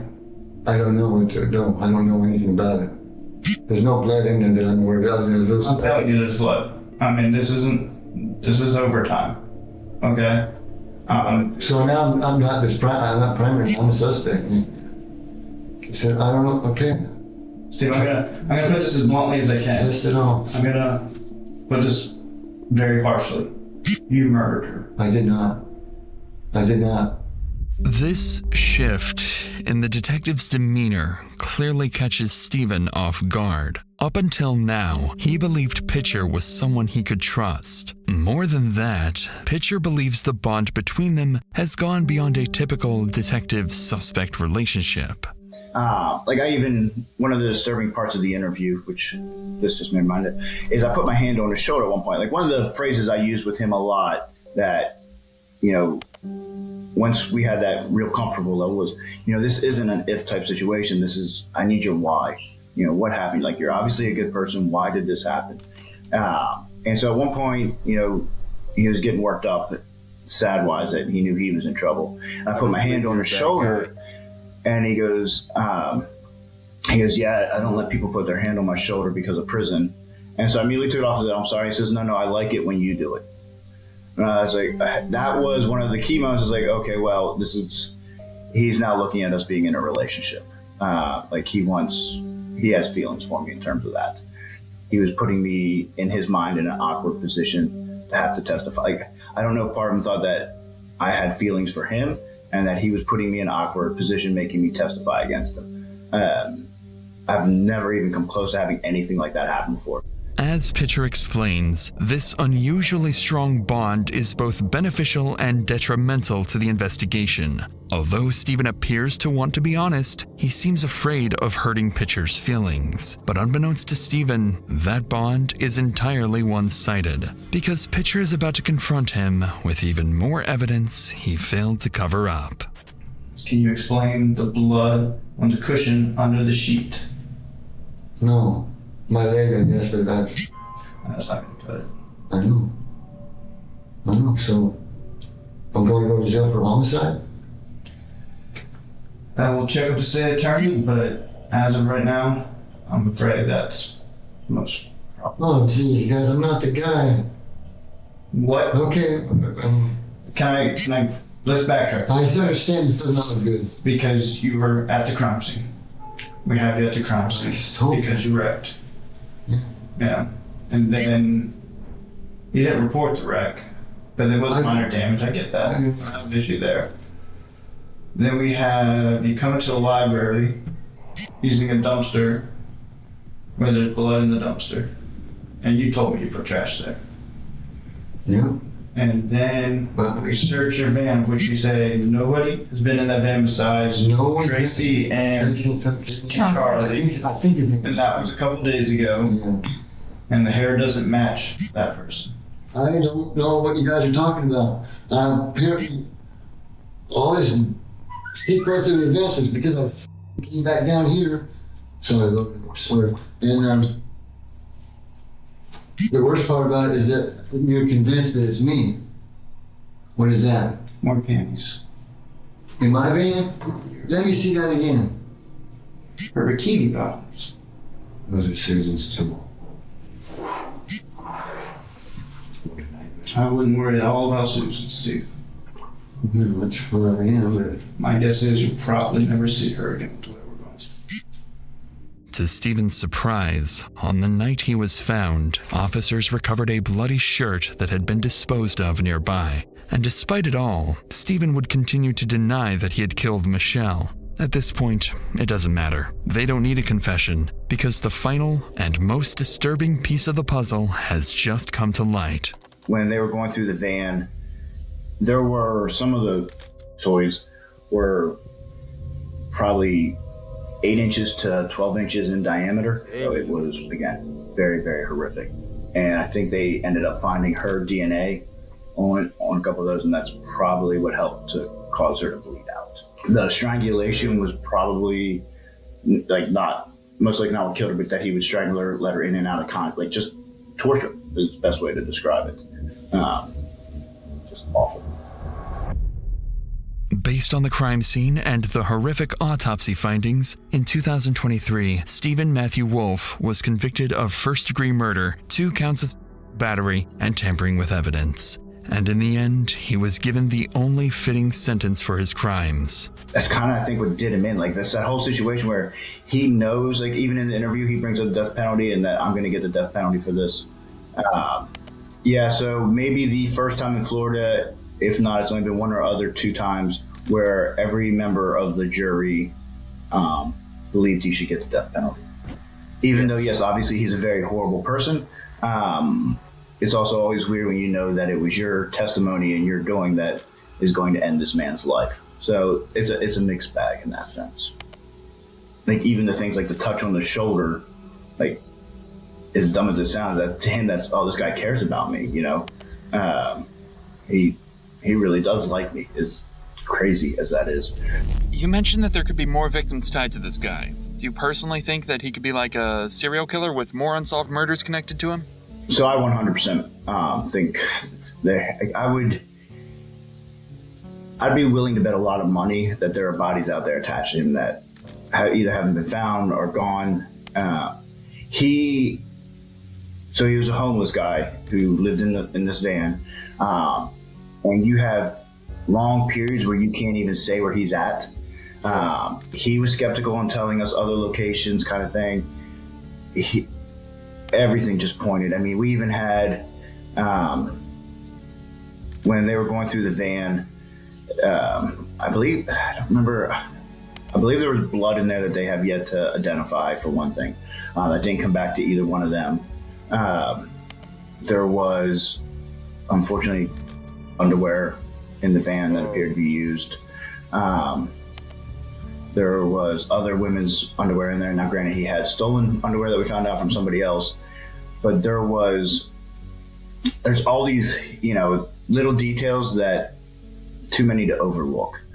As Pitcher finishes recounting one of the most disturbing cases of his career, 6 years after Michelle's murder, he is now retired. But the weight of what he uncovered leaves behind questions that were never fully answered. In terms of this type of crime and the brutality, this one head above all the rest. And I've definitely had some interesting ones in my career. I'm in the process of writing a book. Actually, I did undercover work that I can say legitimately nobody else has done. First year, I spent 2 years with the mob and then was asked to infiltrate a domestic terror group. Had everything from being interrogated for 8 hours to shooting with a psychopath who I was positive was going to kill me one day and who also happened to be my best friend and hated police more than anybody. But I did prevent the bombing, credited with saving over 100,000 lives. Out of all the complex investigations Detective Pitcher worked on, Stephen's case continues to linger. And as of late, April 2026, Stephen remains on Florida's death row, refusing to tell Pitcher whether there are any other victims. And with an execution warrant potentially right around the corner, that answer may die with him. The dude's awaiting arrest. Good. Put that man behind bars. It's Dr. Sanity. How police captured Florida's longest active serial killer.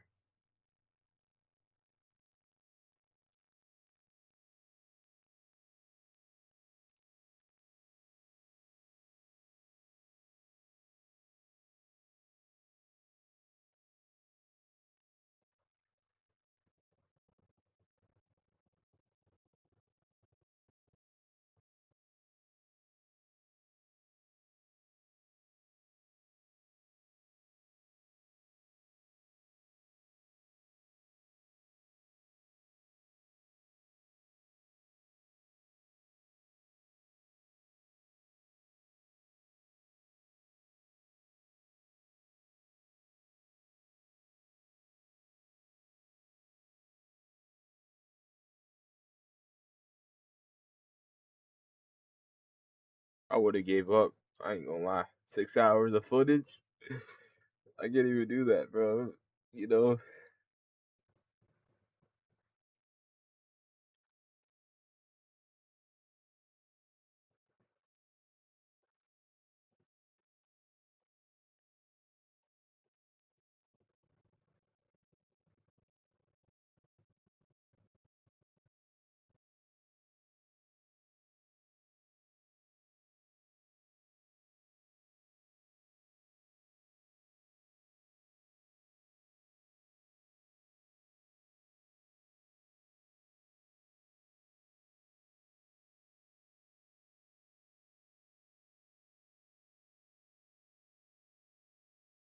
Play the game. Play GTA. Play the game. Play the game.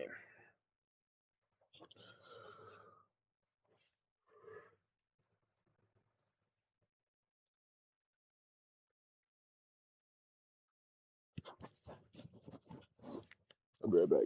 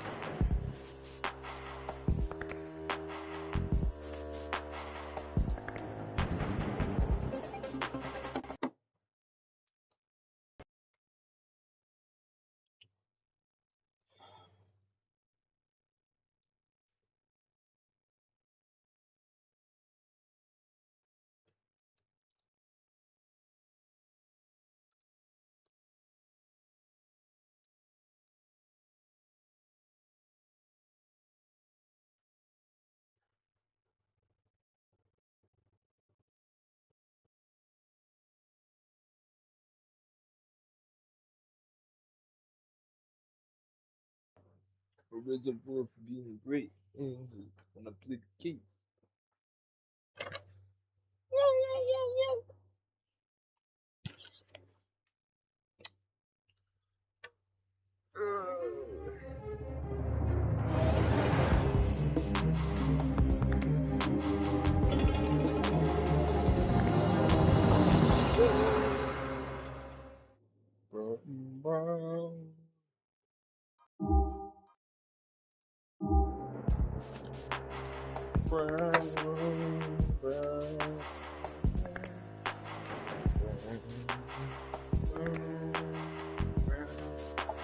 Brown.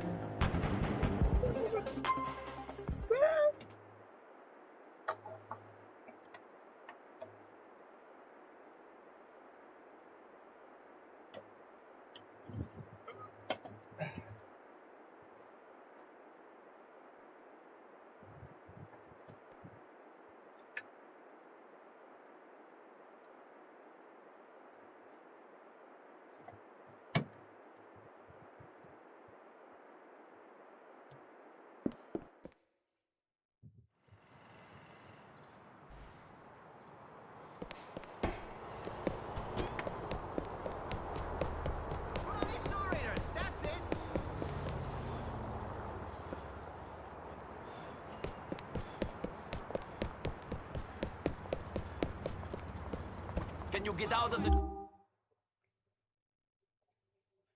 I restarted the game, but I don't know what happened. I guess Cloud Stream backed it all up, which is alright, because I don't want to restart the game anyway.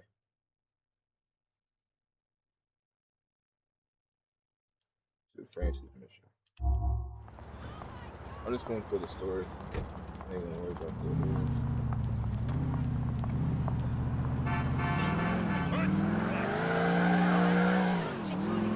Oh yeah. Backed up all my guns. Oh, I did it! Oh, I did it! Yes! Yes!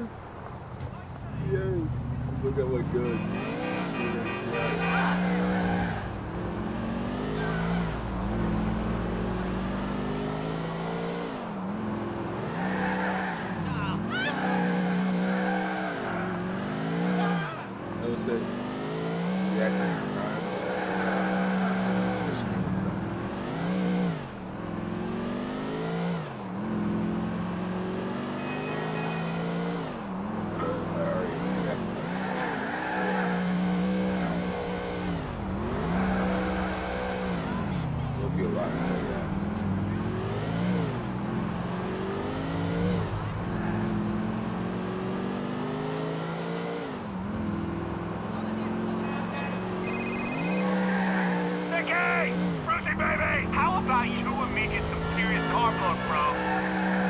I'll get some food with you, Brucey. I'll pick you up in the next hour.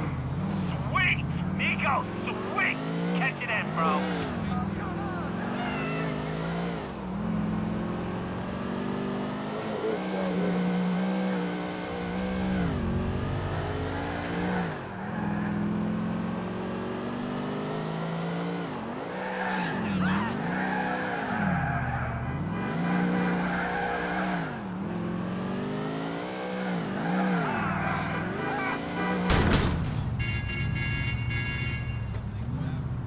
Sorry, dude.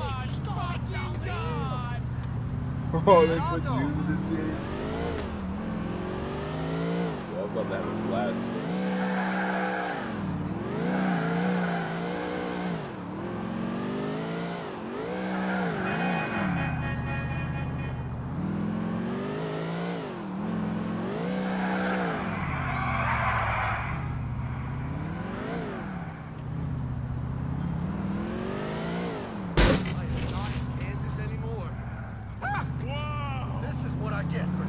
myself.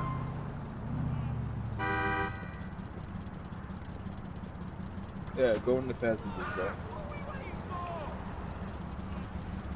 Let's take it to the max, man. Come on, let's go. And B. Man, you ever wonder why I look so good?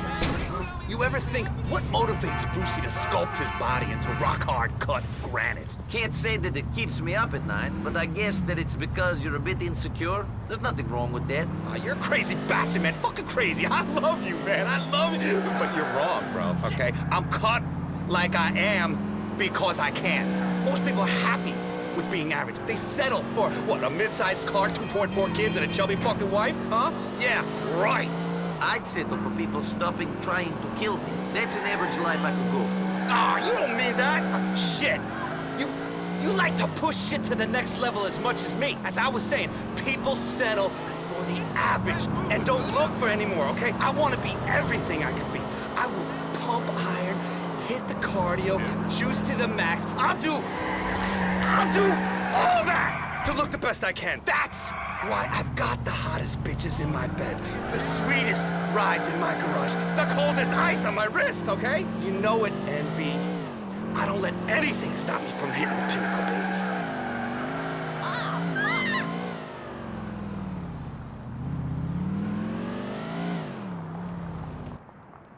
Okay, not really my style, but whatever. Cool. I really need to go and work my abs. Yo, can you drop me off at my pad? Yeah, okay. You're crazy. And you're insane. The difference, right?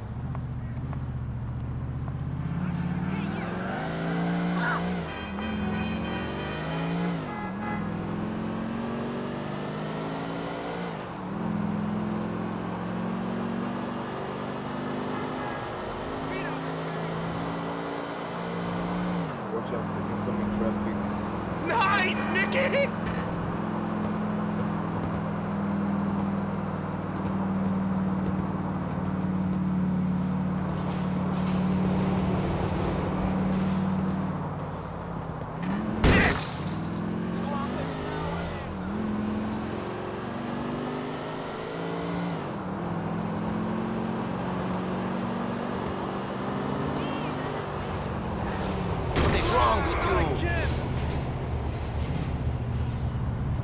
Shit! Yeah, homie! 5-0!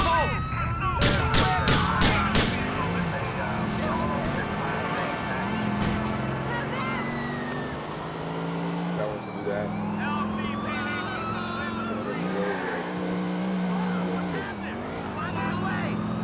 That dude just drove that.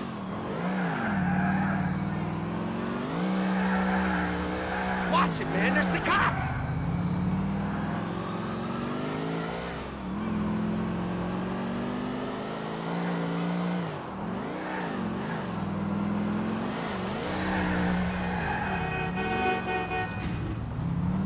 What's the holdup, Andre?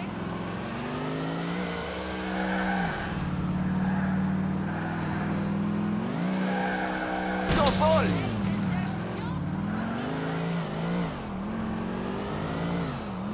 What? Police? Fuck you! That turn.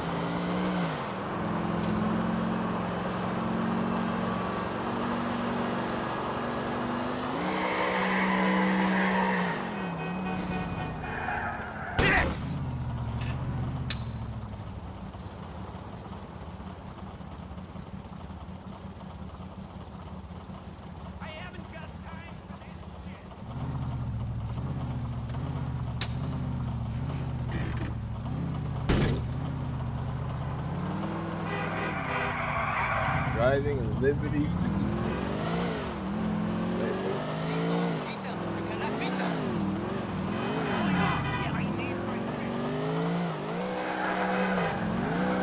Why are you turning right there, bro? Should be in the other lane. Dumb idiot. You're taxi driver. Why are you turning left on the right lane? Makes no sense.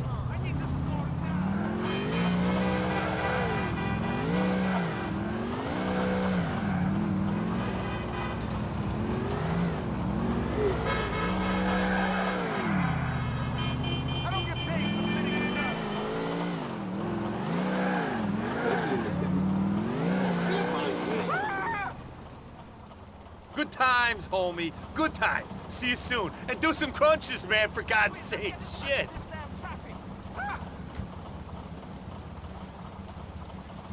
Crunches. Yeah, no thanks, pal.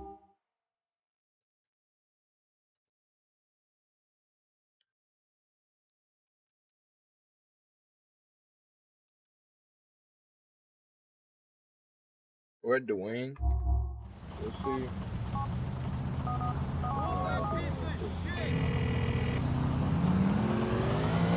This is Dwayne. Guess not many people got this number because nobody's calling. If you got a hold of it, leave me a message.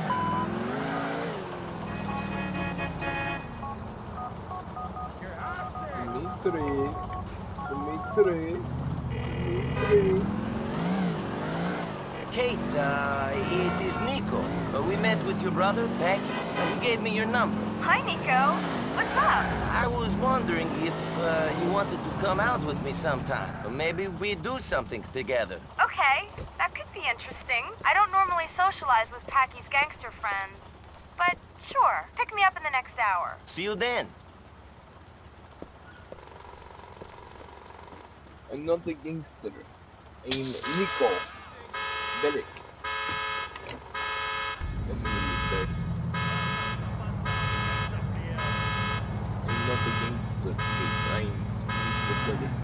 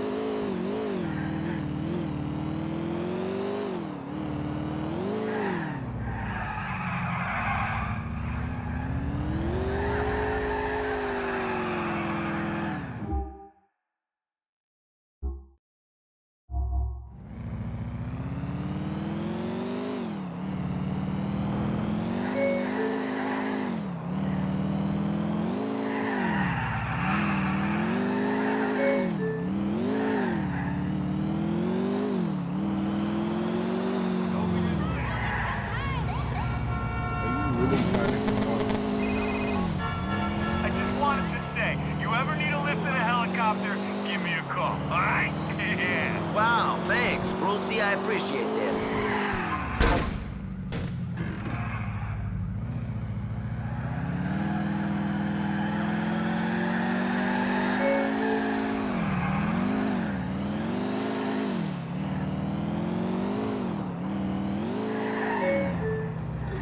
I think Bruce likes me a little bit too much.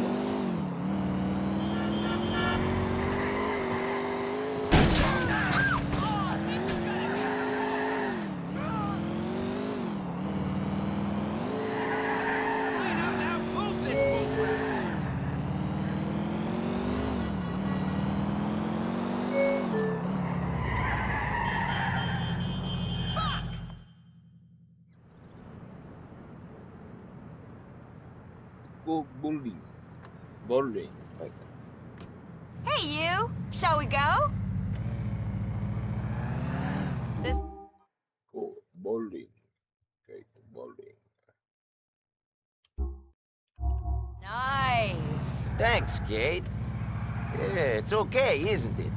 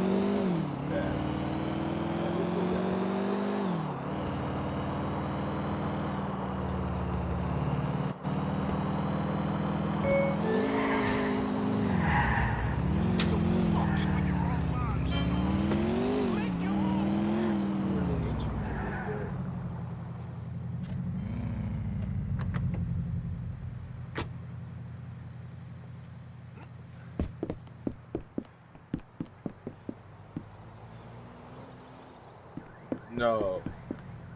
Nice.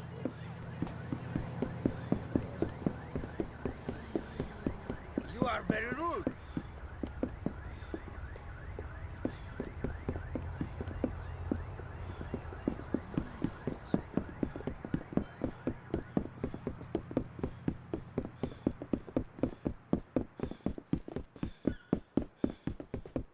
Reminds me of Michelle the last Christmas. Come on, move!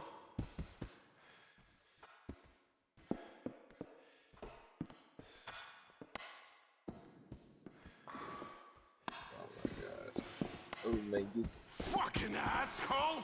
What was that? Oh, come on.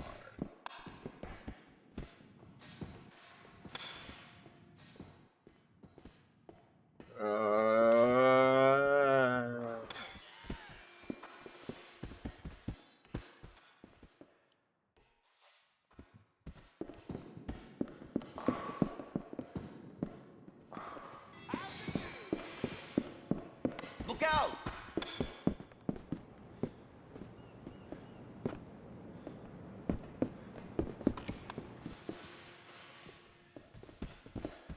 Sorry. Not working. Let's go to the bar then.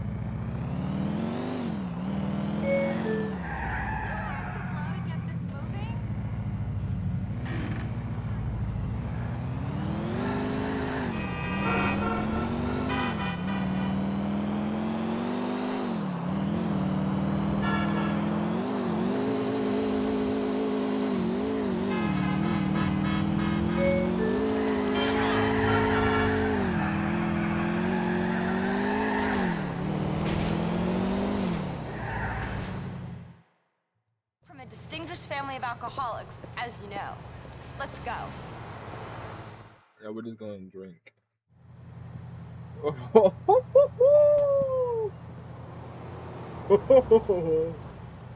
That bar was fun. Shit! Shit! I'm drunk. Don't worry. Let me let you over there. Why would I worry? Why would I fucking worry? I'm crazy out drinking with a killer and with his family so fucked up, I don't even want to talk about it. Why would I worry? What in God's name have I got to worry about? Fuck. I'm just neurotic, aren't I? Really self-indulgent, really idiotic, pathetic. What are you gonna do now? Shoot me? Probably. You psycho. You crazy. Shut up, please. I'm sorry. I'm so sorry. Don't worry about it. Please get out. Get the car. Here we go.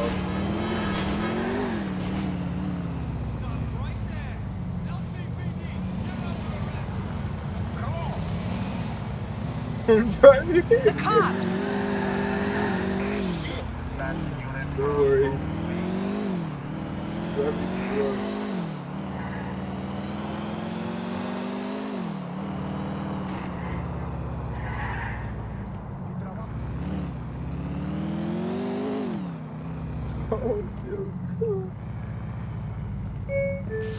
The police may have forgiven you, but God won't.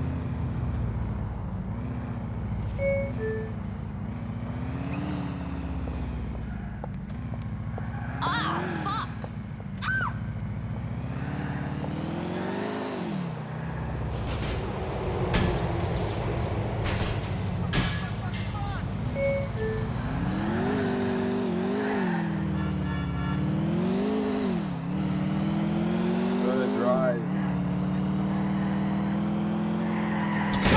been serious. Some police officers are here, Nico. What are they playing at? Shit! Suspect northbound is a red Nixon Tahoe. Reckless, bloody drivers! Yeah, right.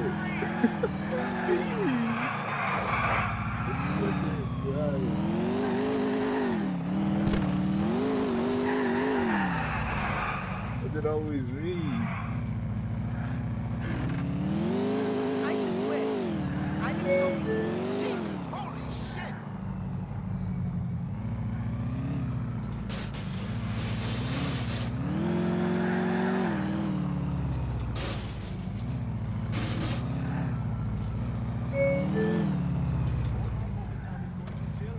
¿Qué pasa, mi pana? You weren't arrested or killed then. Congratulations. Were you hurt? Is everybody okay? What the fuck is you thinking, dog? Whose fault was that? Come on!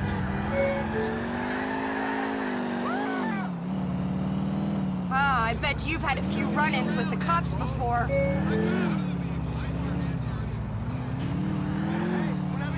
Yeah, I haven't.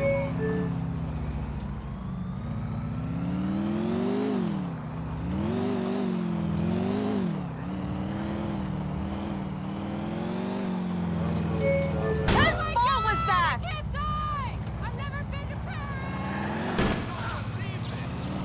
Whoa! Thank God that wasn't me.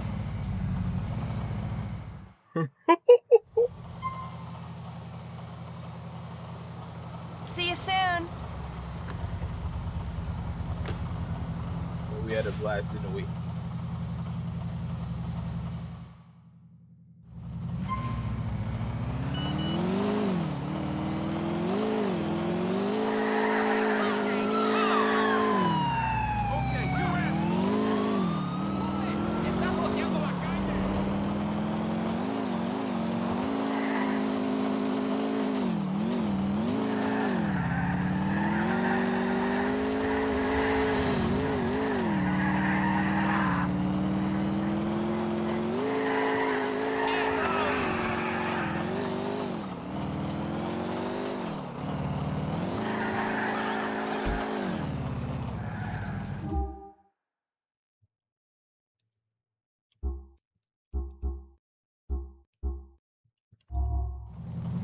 Great Gucci.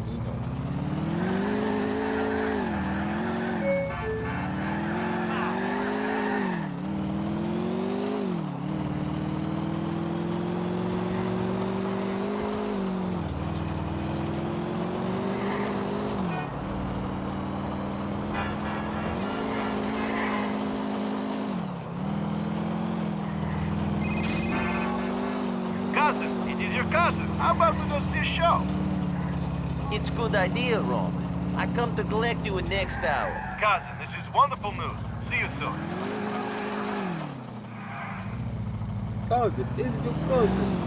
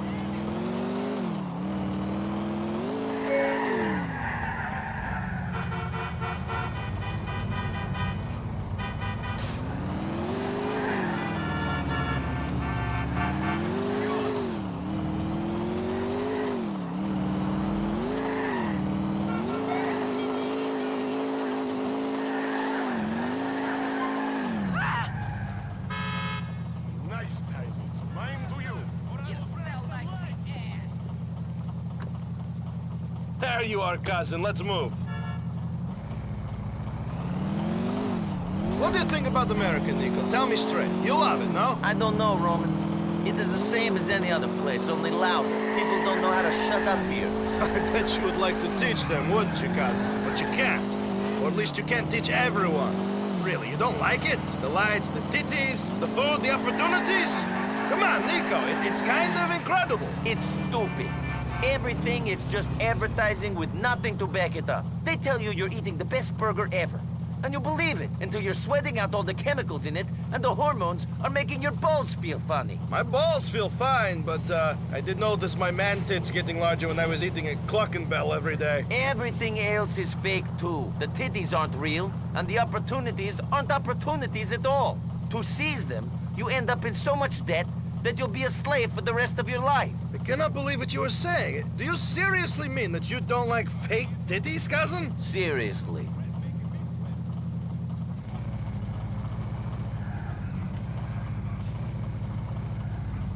You must have happy memories of your time here with the late Mr. Fauster. Isn't that right, cousin?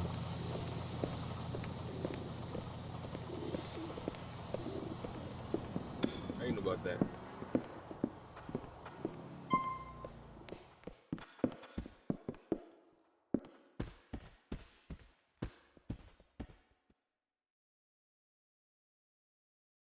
We have two great acts coming up. First, the incredible Kleinman!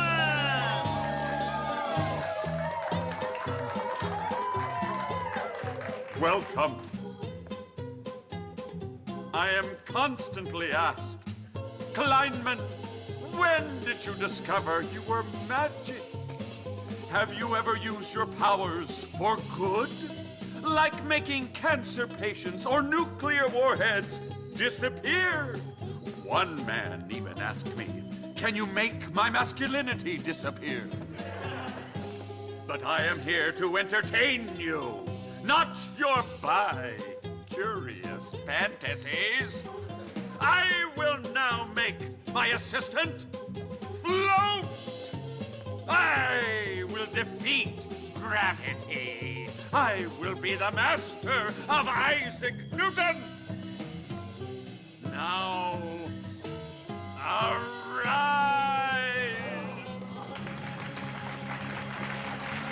Arise! Arise! Yes, there! Higher, higher, lower, higher, lower.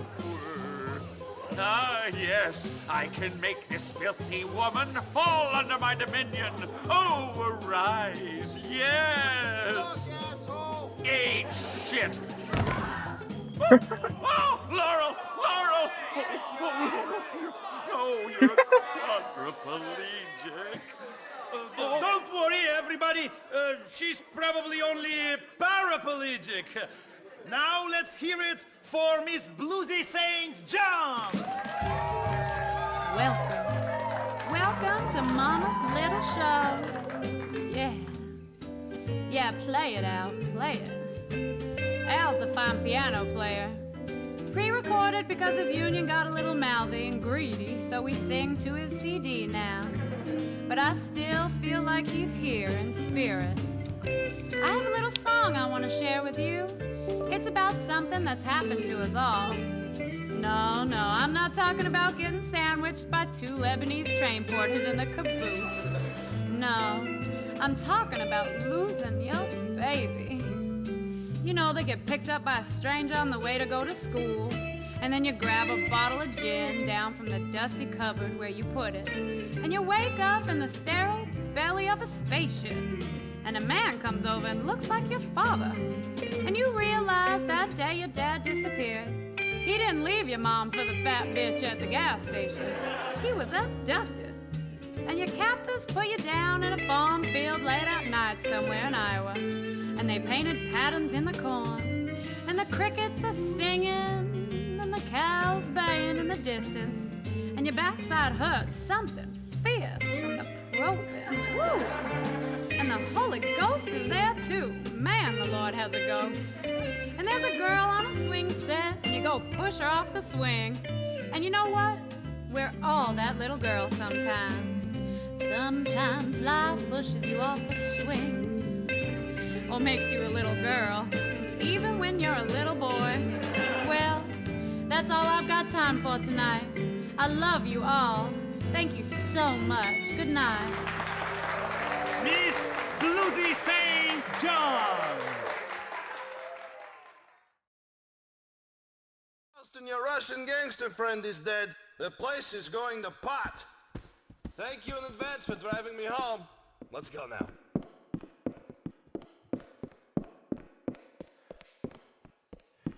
Yeah, I remember it too well. Well, man, that was yesterday.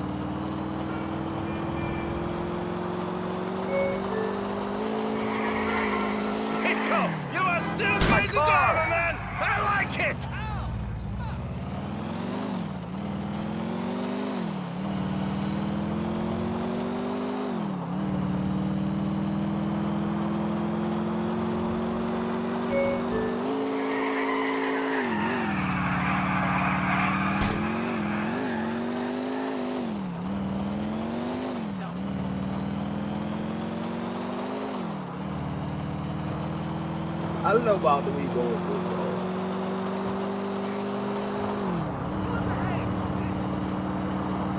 Yeah, baby!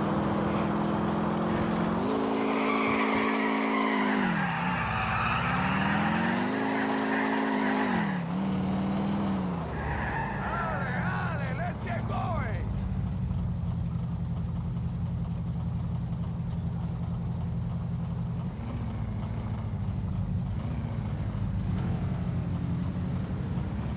Vamos, let's go!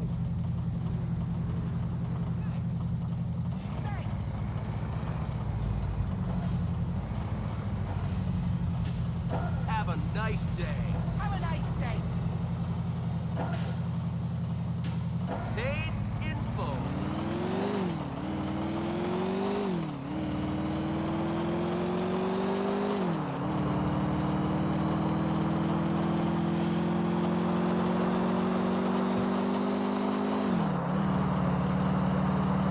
Drive it, man!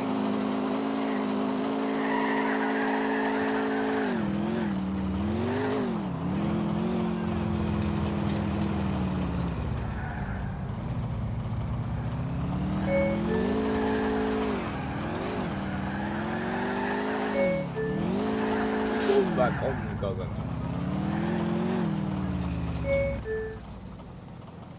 Later, Nico. Give me a call sometime, okay?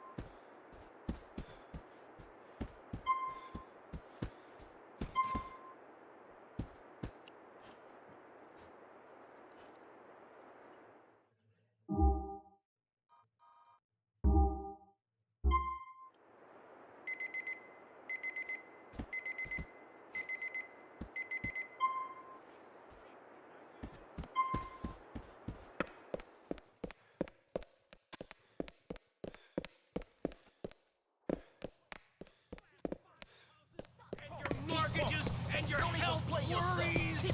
You start building your own hell. What is going on my ear right now? I've been to the other side. They want you dead. They're putting stuff into the air. Don't even play yourself. Keep it moving. This sucks these dumbass.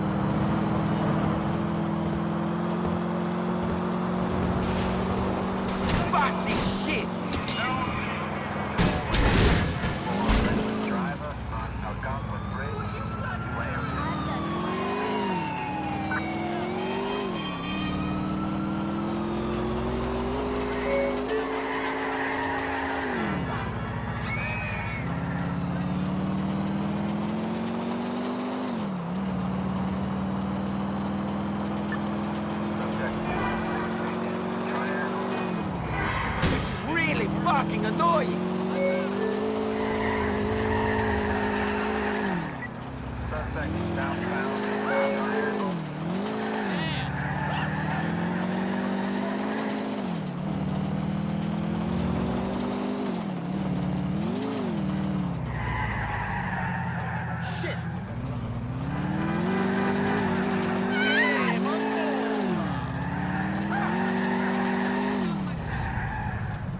Now that's gonna be a lawsuit!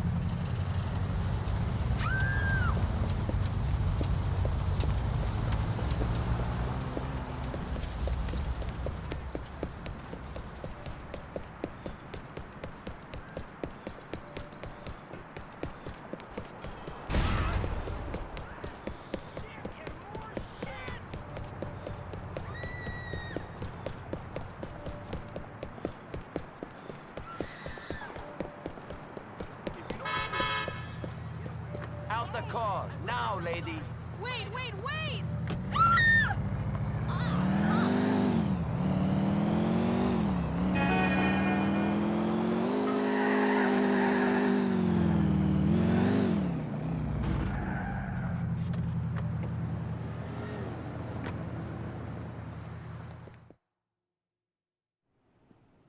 Oh, table for one? We got a beautiful bacala salad. with a I'm little here pasta for fagioli. someone. I'm here for Ray. Oh, Ray, why did you say so? Ray's a beautiful man, you know what I mean? He's in the back. Thanks.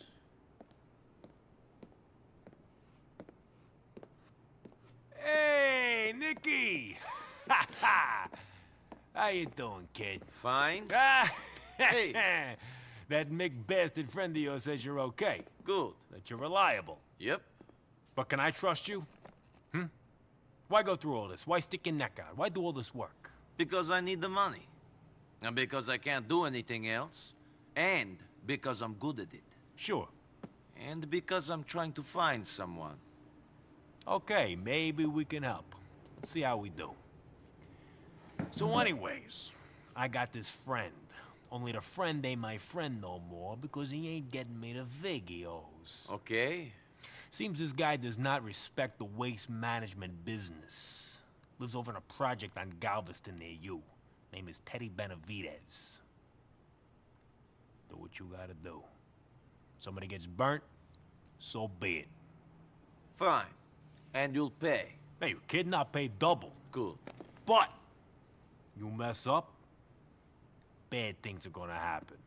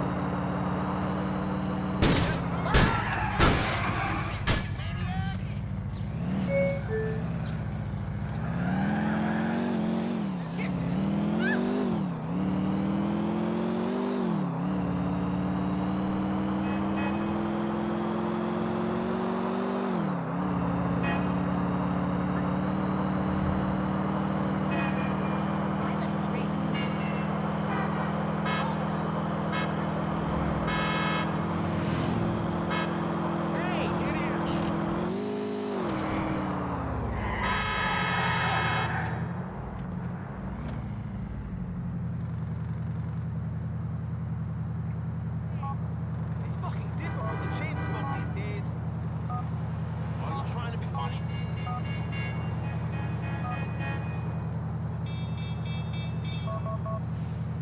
For a kid like me, it was either flip burgers or flip dope. You know what I mean?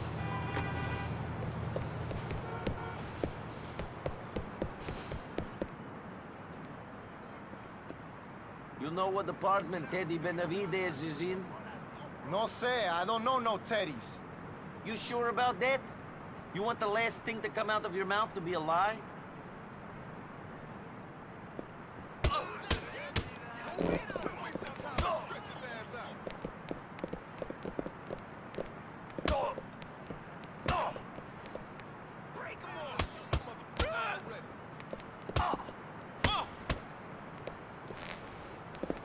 Shit, man. He's up on the top floor, apartment 151K. You have to walk the last few floors. Elevator don't go up there. They're fixing it up. I needed that. Hell yeah. Yeah, I feel you.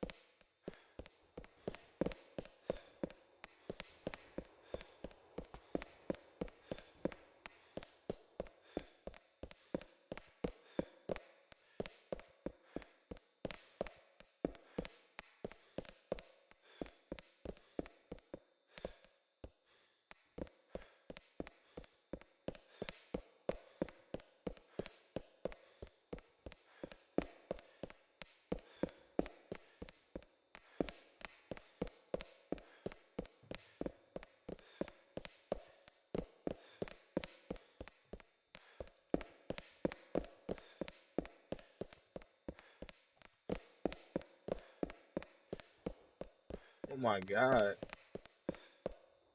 Dude.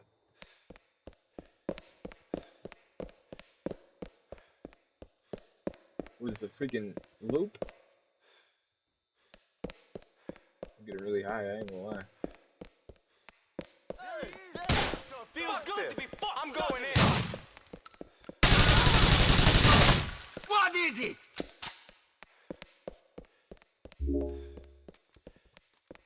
No way is you leaving I'll tear alive, you son. apart, motherfucker.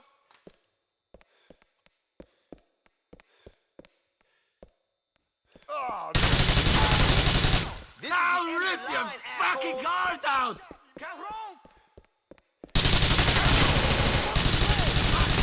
Die, you shit!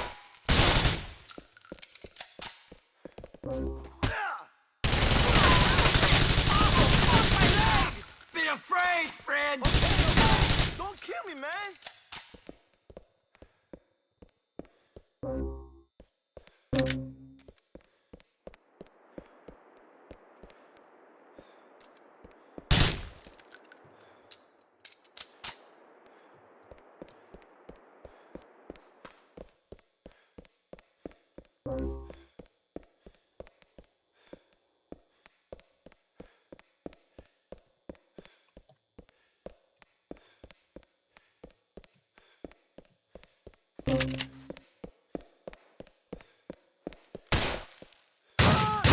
You're going to die, friend!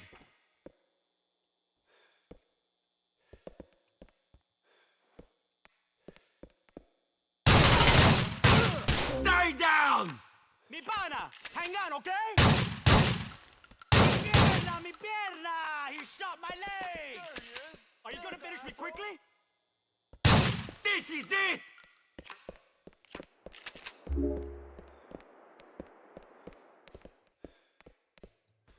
no fucker gets the better of me. Ah, motherfuckers! There. Don't worry, te ayudamos pronto. Come on! Get your head down! Ahora! Over there! You're pathetic! Hey, come on, man! Cálmate, please! I've been shot before!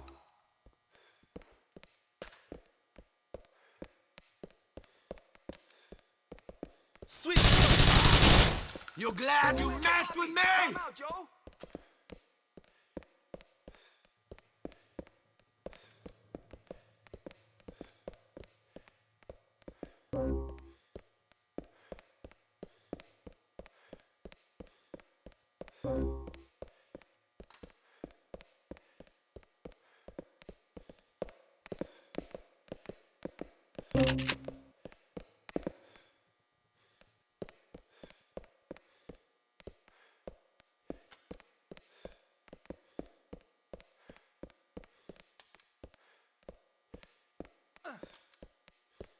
Yo, wait! Ya basta, okay? No more!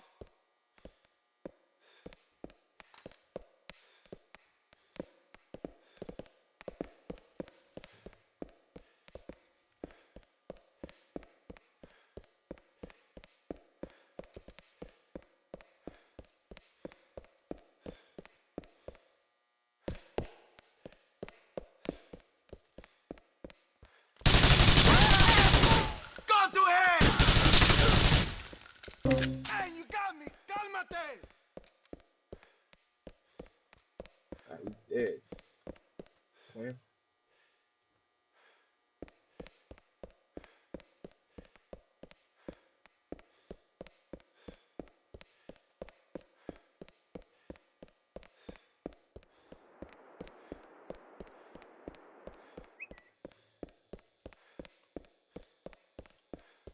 What happened?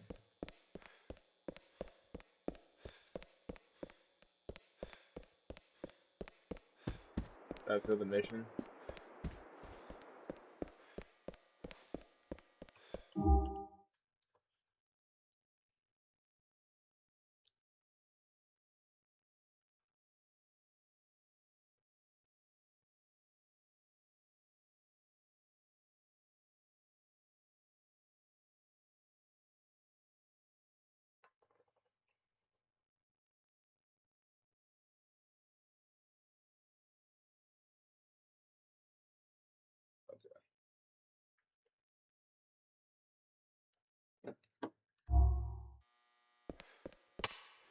crazy fuckers trying to take us out! See you on the other side, pendejo.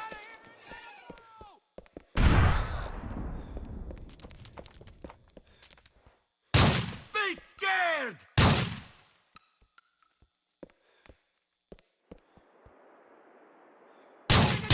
One more! Stupid fucking pendejo! Having fun?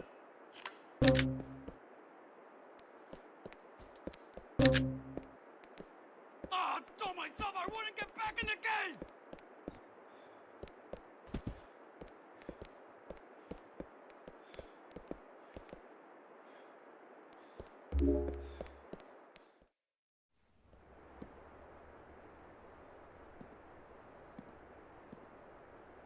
Ah! Fuck! Too slow, mama! Martete. Bendivisit. Bendivez.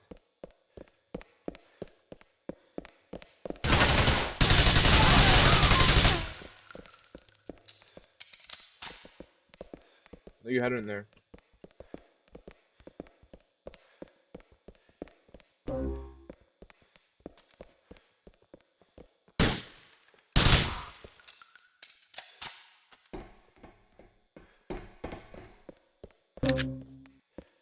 You're dead.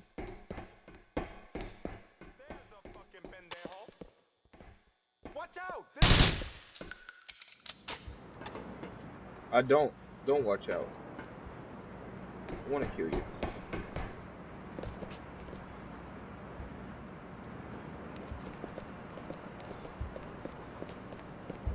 What's this?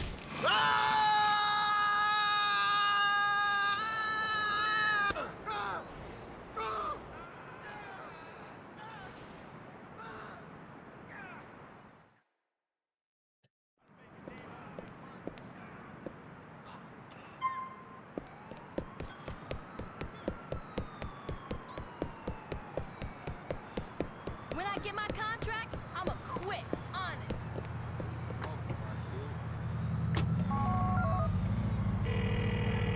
Coming through. Watch it. Ted is dead. What are you talking about? Hey, hey. Sorry to hear about your loss. I'll be in touch, Nicky.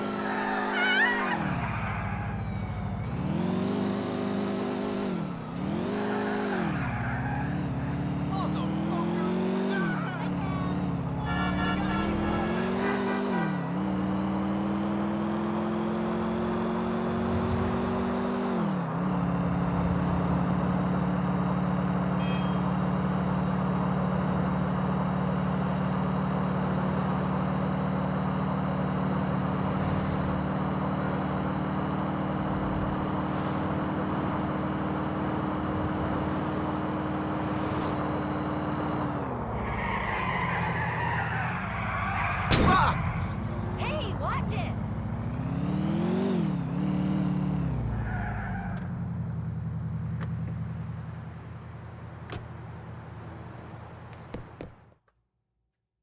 Sure, Ma, sure. Yeah, I've always been a good boy. You know me, Ma. Yes, I'll make commissioner. No, I don't care about Packy. Listen, Ma, I've got to go. Love you, too. Good to see you. I'm sure.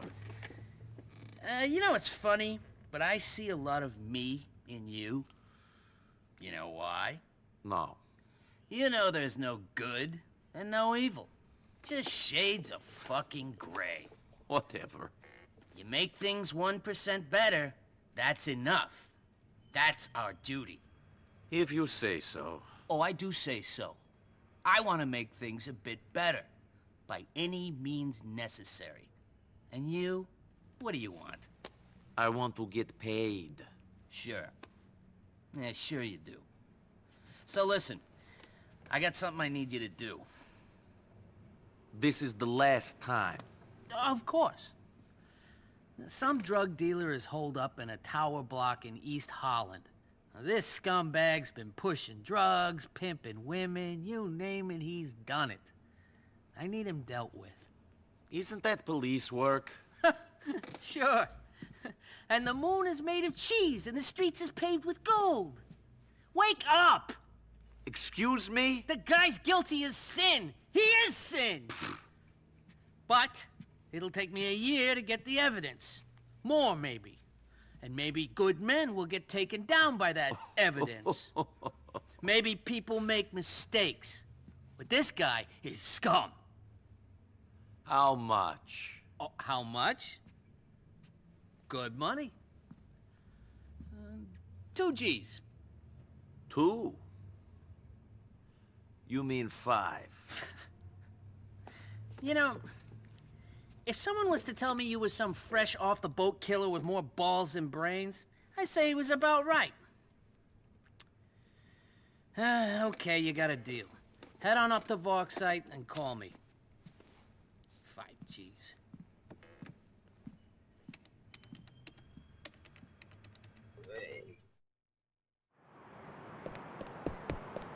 Oh my gosh. That was my computer. Oh, park that part over there.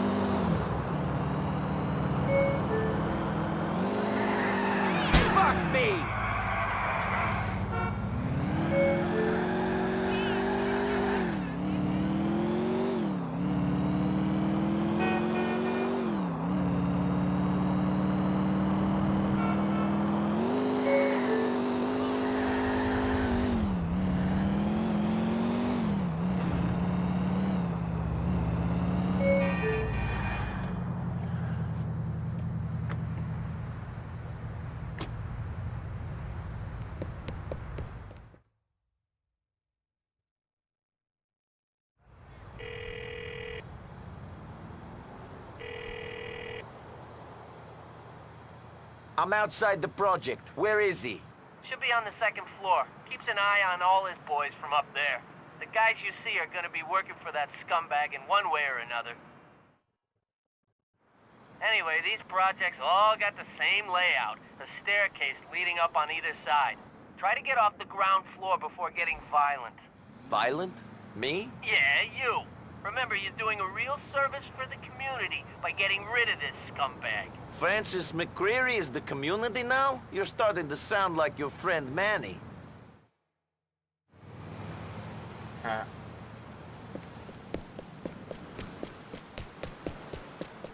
Manny's not here no with us no more, but Hey, whatever. tourist, you want us to pose for a photo? Yeah, sure, man. Listen up, yo. Get out of here.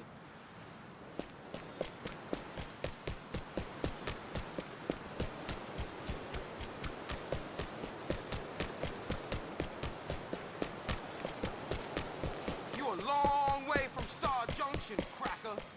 I can go where I like. Upstairs for residents only. I know your white ass turned into this shit. Fuck you.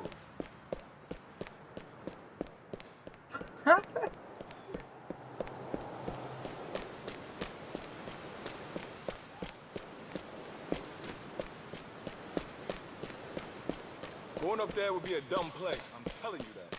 Screw you. Shit, I hope you enjoyed your sightseeing tour. It's your last. War is war.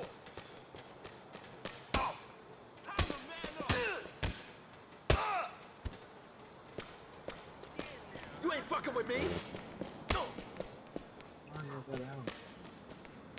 You want to die? Now shut up.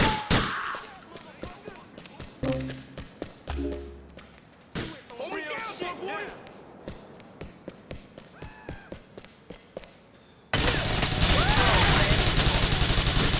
Die, you shit! Can't hide now. People like me. You got the gangster.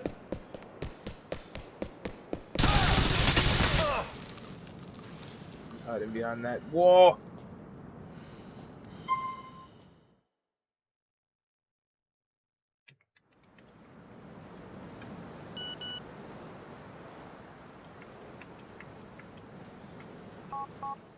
I tried to fill as much missions as possible. That was stupid of me to do that.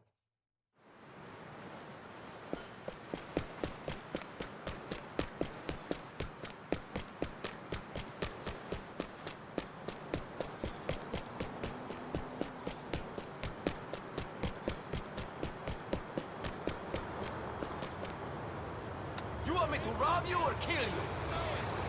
Too scary for words!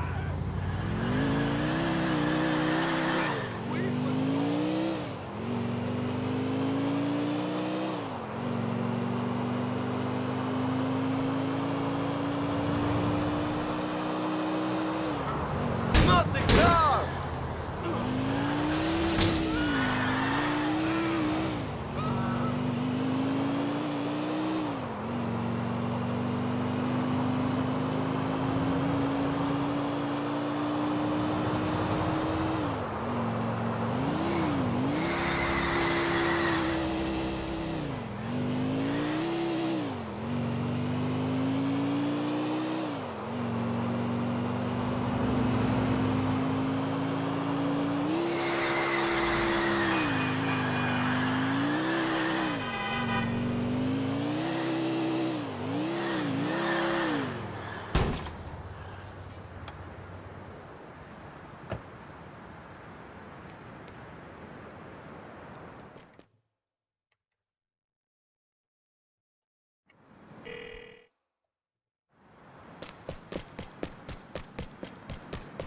What you doing around here, white boy? Eat me.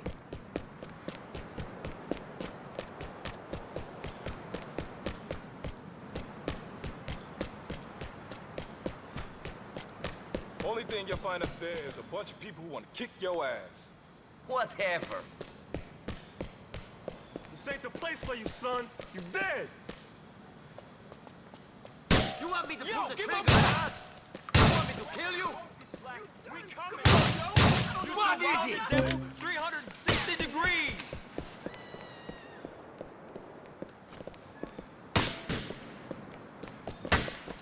All the money gone. Let's move. Send him back to the end. Stay down!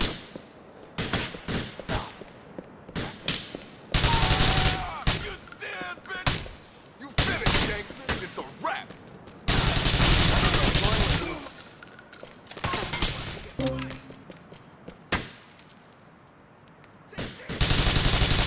God bless this city! They got AKs. I'm a terrorist.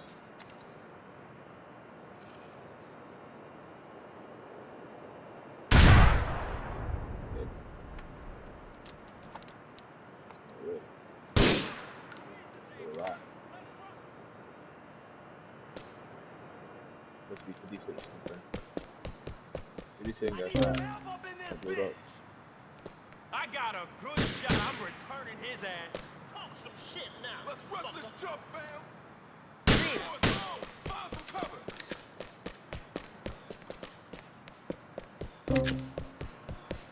Ready to die, bitch?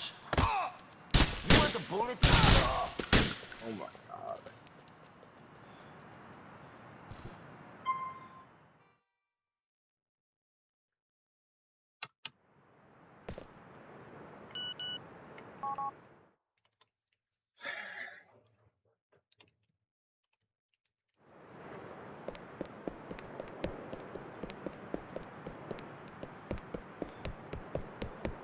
Fuck this shit!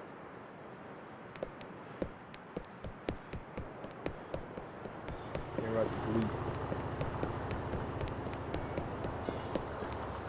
Oh, the police are smart enough to lock their doors, but no one else does. They just break their doors, bro. Yeah, bulletproof. They're bulletproof. There's no way you'll be able to hit it with your fist. Get some help, Heavy friend. accident zone, you stand. End up like on the little Not gonna camera. fight you.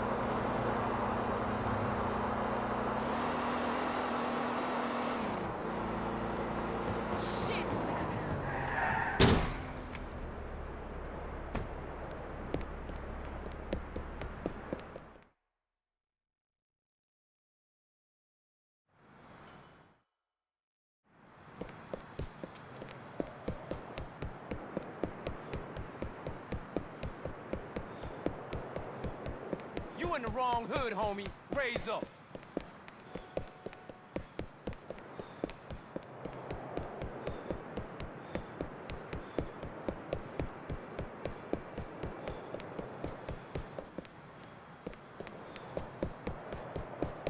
Yo, Cracker, you a long ways from home.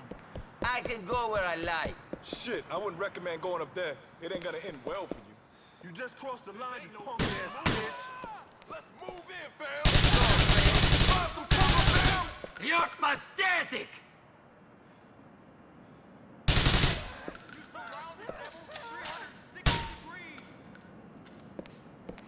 You done, son? Die, you shit! Getting real now. You want to die?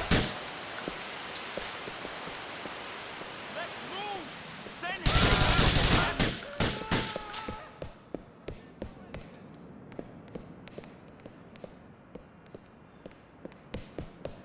You finished, gangster. It's a wrap. I got it. Take this! People like me.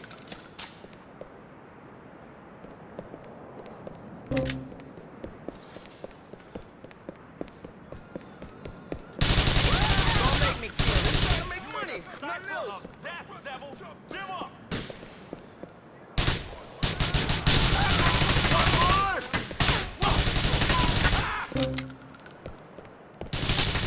It's on and popping now. I don't know nothing about nothing.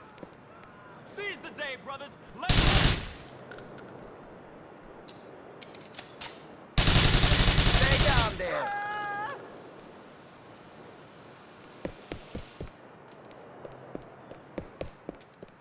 turn off your TVs and come out here to help me deal with this crazy. He's in my sight. What is it?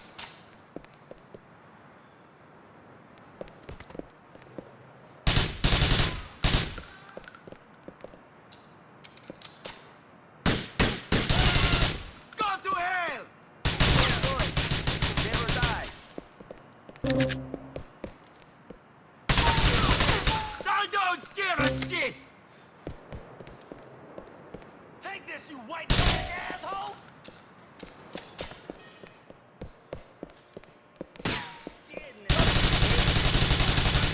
What?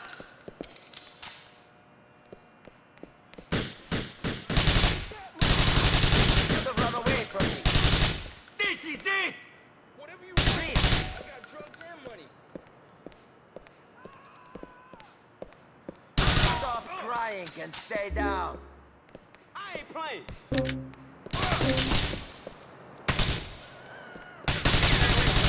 Asshole!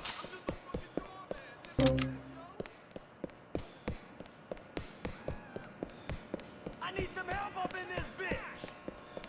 Shit.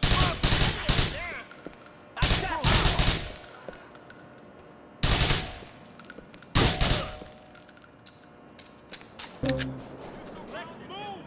Send him want to make me finish you off. Fuck off!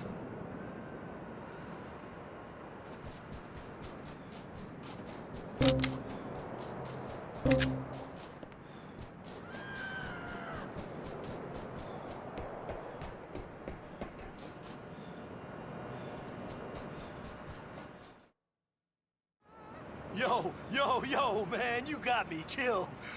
I surrender. You wouldn't kill an unarmed man, would you? This isn't my choice. The police want you dead. Yo, it's that rat cop McCreary, ain't it? You don't like a younger brother with ambition. Tell you what, I'll reform. I get out the game, get a GED or some shit. Make something of my life. McCreary gonna think I'm dead, word. Come on, boss. Don't kill me, boss. I'm too young to die, please. Please.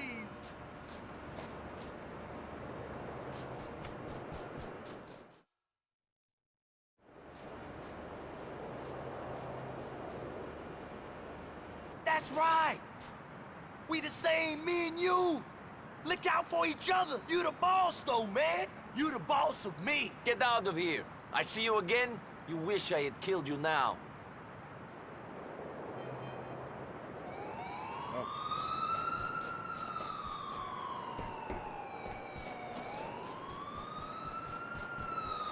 We were over here.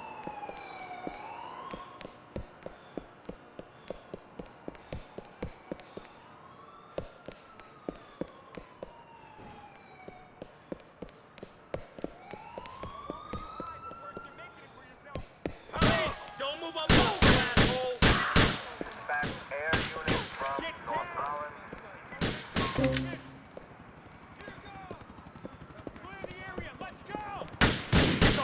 Suspect last seen on foot.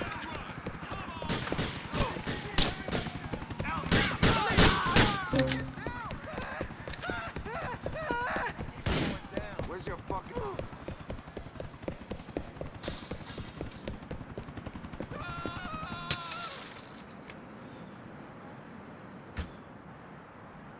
I don't need this shit in Come my life. on, baby, start! Fuck me! Out of here. Dispatch 4 units from Lancaster.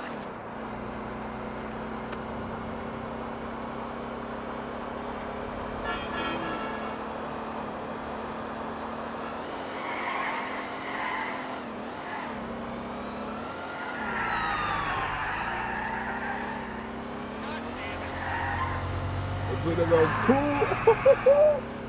Oh, good movie.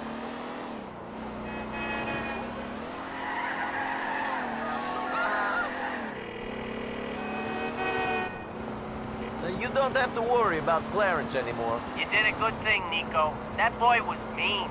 He had a tongue on him, too. Always talking his way out of court, willing to compromise anyone to get out of trouble. Thank God for real justice.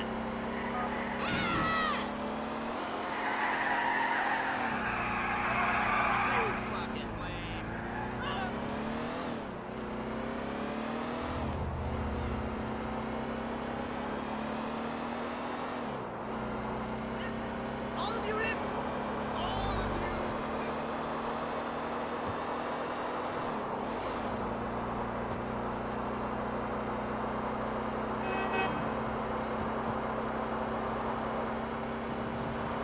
Crap!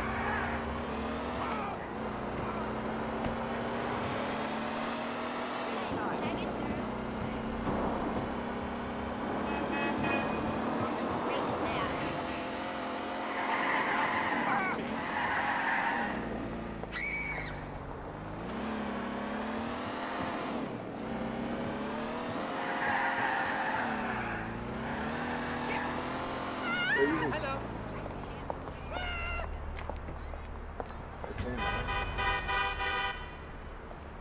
Nico! Hey! Hey. Nico! It's me, Hosan! Oh, yeah. Hassan! How are you? Wow, man. It's good to see you. Ah, you too. So you stayed? Yes! And you? Did you meet your cousin? Yes. things have been complicated. How about you? Non-stop madness! Brilliant! I have met a lot of lunatics and life is wild. My friend's uncle gave me a job selling handbags. Knockoffs, you know. Sure. It's so easy!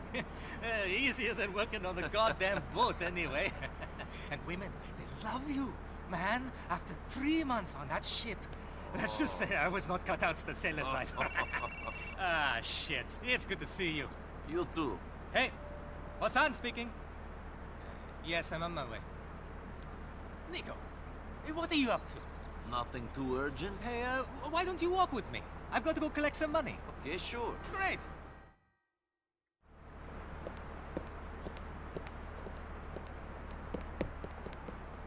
Hey, Nico, man! We need a car! Oh, like you said, let's go for a walk.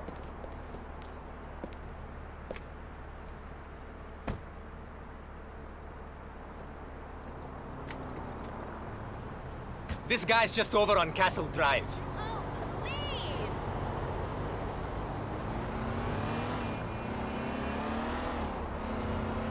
What are you up to, Nico? This and that. I make money how I can. It's hard for us without visas. People don't want to treat us good. Amount of times I've done a job and then got stiffed for my pay, shit! I can't even count them. Yeah, the immigrants is the slave. All right, here's where he said he'd meet me. Wait here.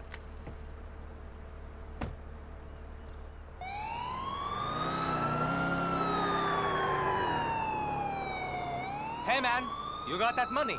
I've been waiting a while. I forgot to ask. You got a visa? I ain't giving good American currency to an illegal.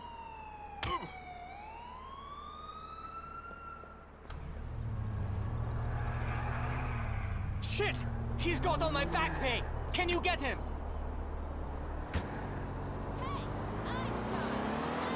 I'm sick of punks like this screwing over hard workers. Because their grandfather got off the boat here, not them. Hey man, that's the way the city works. Scumbags can do what they like to us. We're at the bottom of the pile.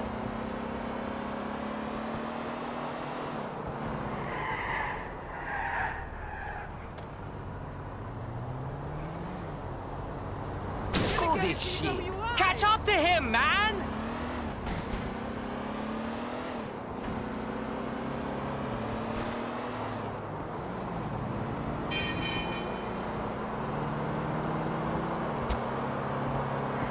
Watch it, stupid!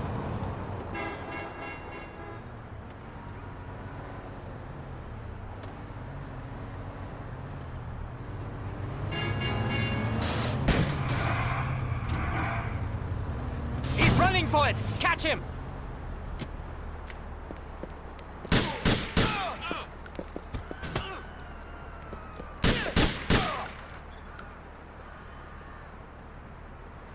Now my gun pulled out.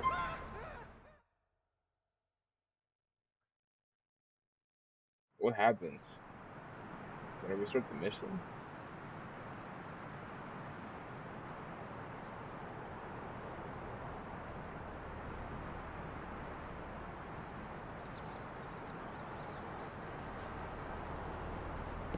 Let it die.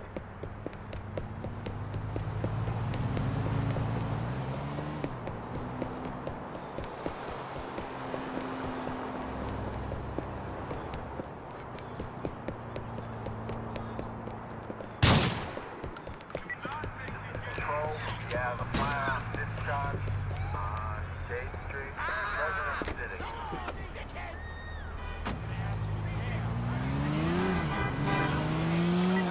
Subject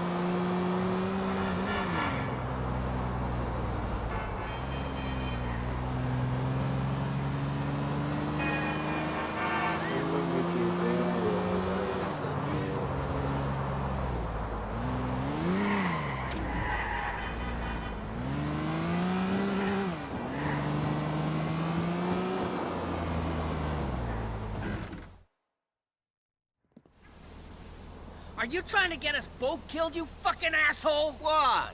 I send you to destroy an organization and you only make the boss disappear. Now his chief lieutenant is holed up in an apartment and he wants to speak to the feds. Whoa, hold on. An organization? No, you fucking idiot! I paid you to do a man's job, you amateur, you fucking boy! No. You sent me to kill one guy. One guy who would put you in prison. Bullshit! Alright, I'll tell you what, genius. I'll tell you fucking what. Tell it to the judge. Tell him I only sent you to kill one guy, so it ain't your fault. I wonder what he'll say. Maybe he'll let you walk. On account of you being brain dead and totally fucking mentally retarded. Maybe he will. Either way, you're screwed. Hey, whoa. Wait. Look, you gotta do this for me. For us. Come on, you idiot. One more. The guy's a fucking lowlife. He means nothing. If there is a God, and he loves us, if there is, he'd want this cunt dead. The guy sells heroin to kids. The world is full of bad people. But we've got a lot to lose. I don't have anything to lose, Mr. McCreary. How much? You know my price. No. 5. You're cool. I don't care. You bastard. Okay.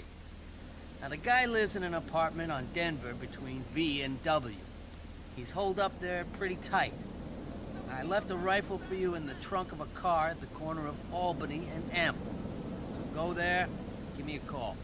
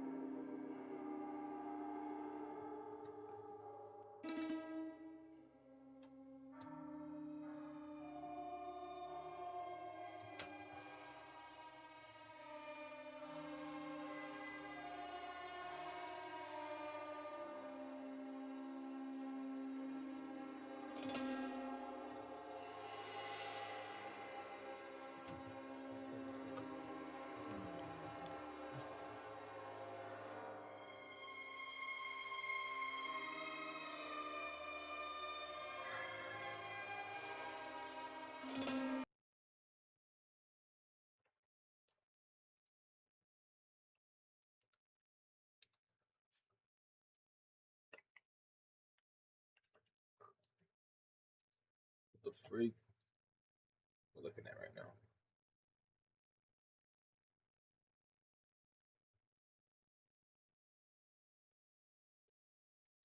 Get out of my way, Tubby. Thank you, good boy. Someone. This guy's one of those people. Yeah. Brother, I'm telling you, you keep pushing up my face. I swear to God, I'm gonna punch you clean out. Dude, how am I still alive? Holy shit, everybody's shooting at me. Oh my god.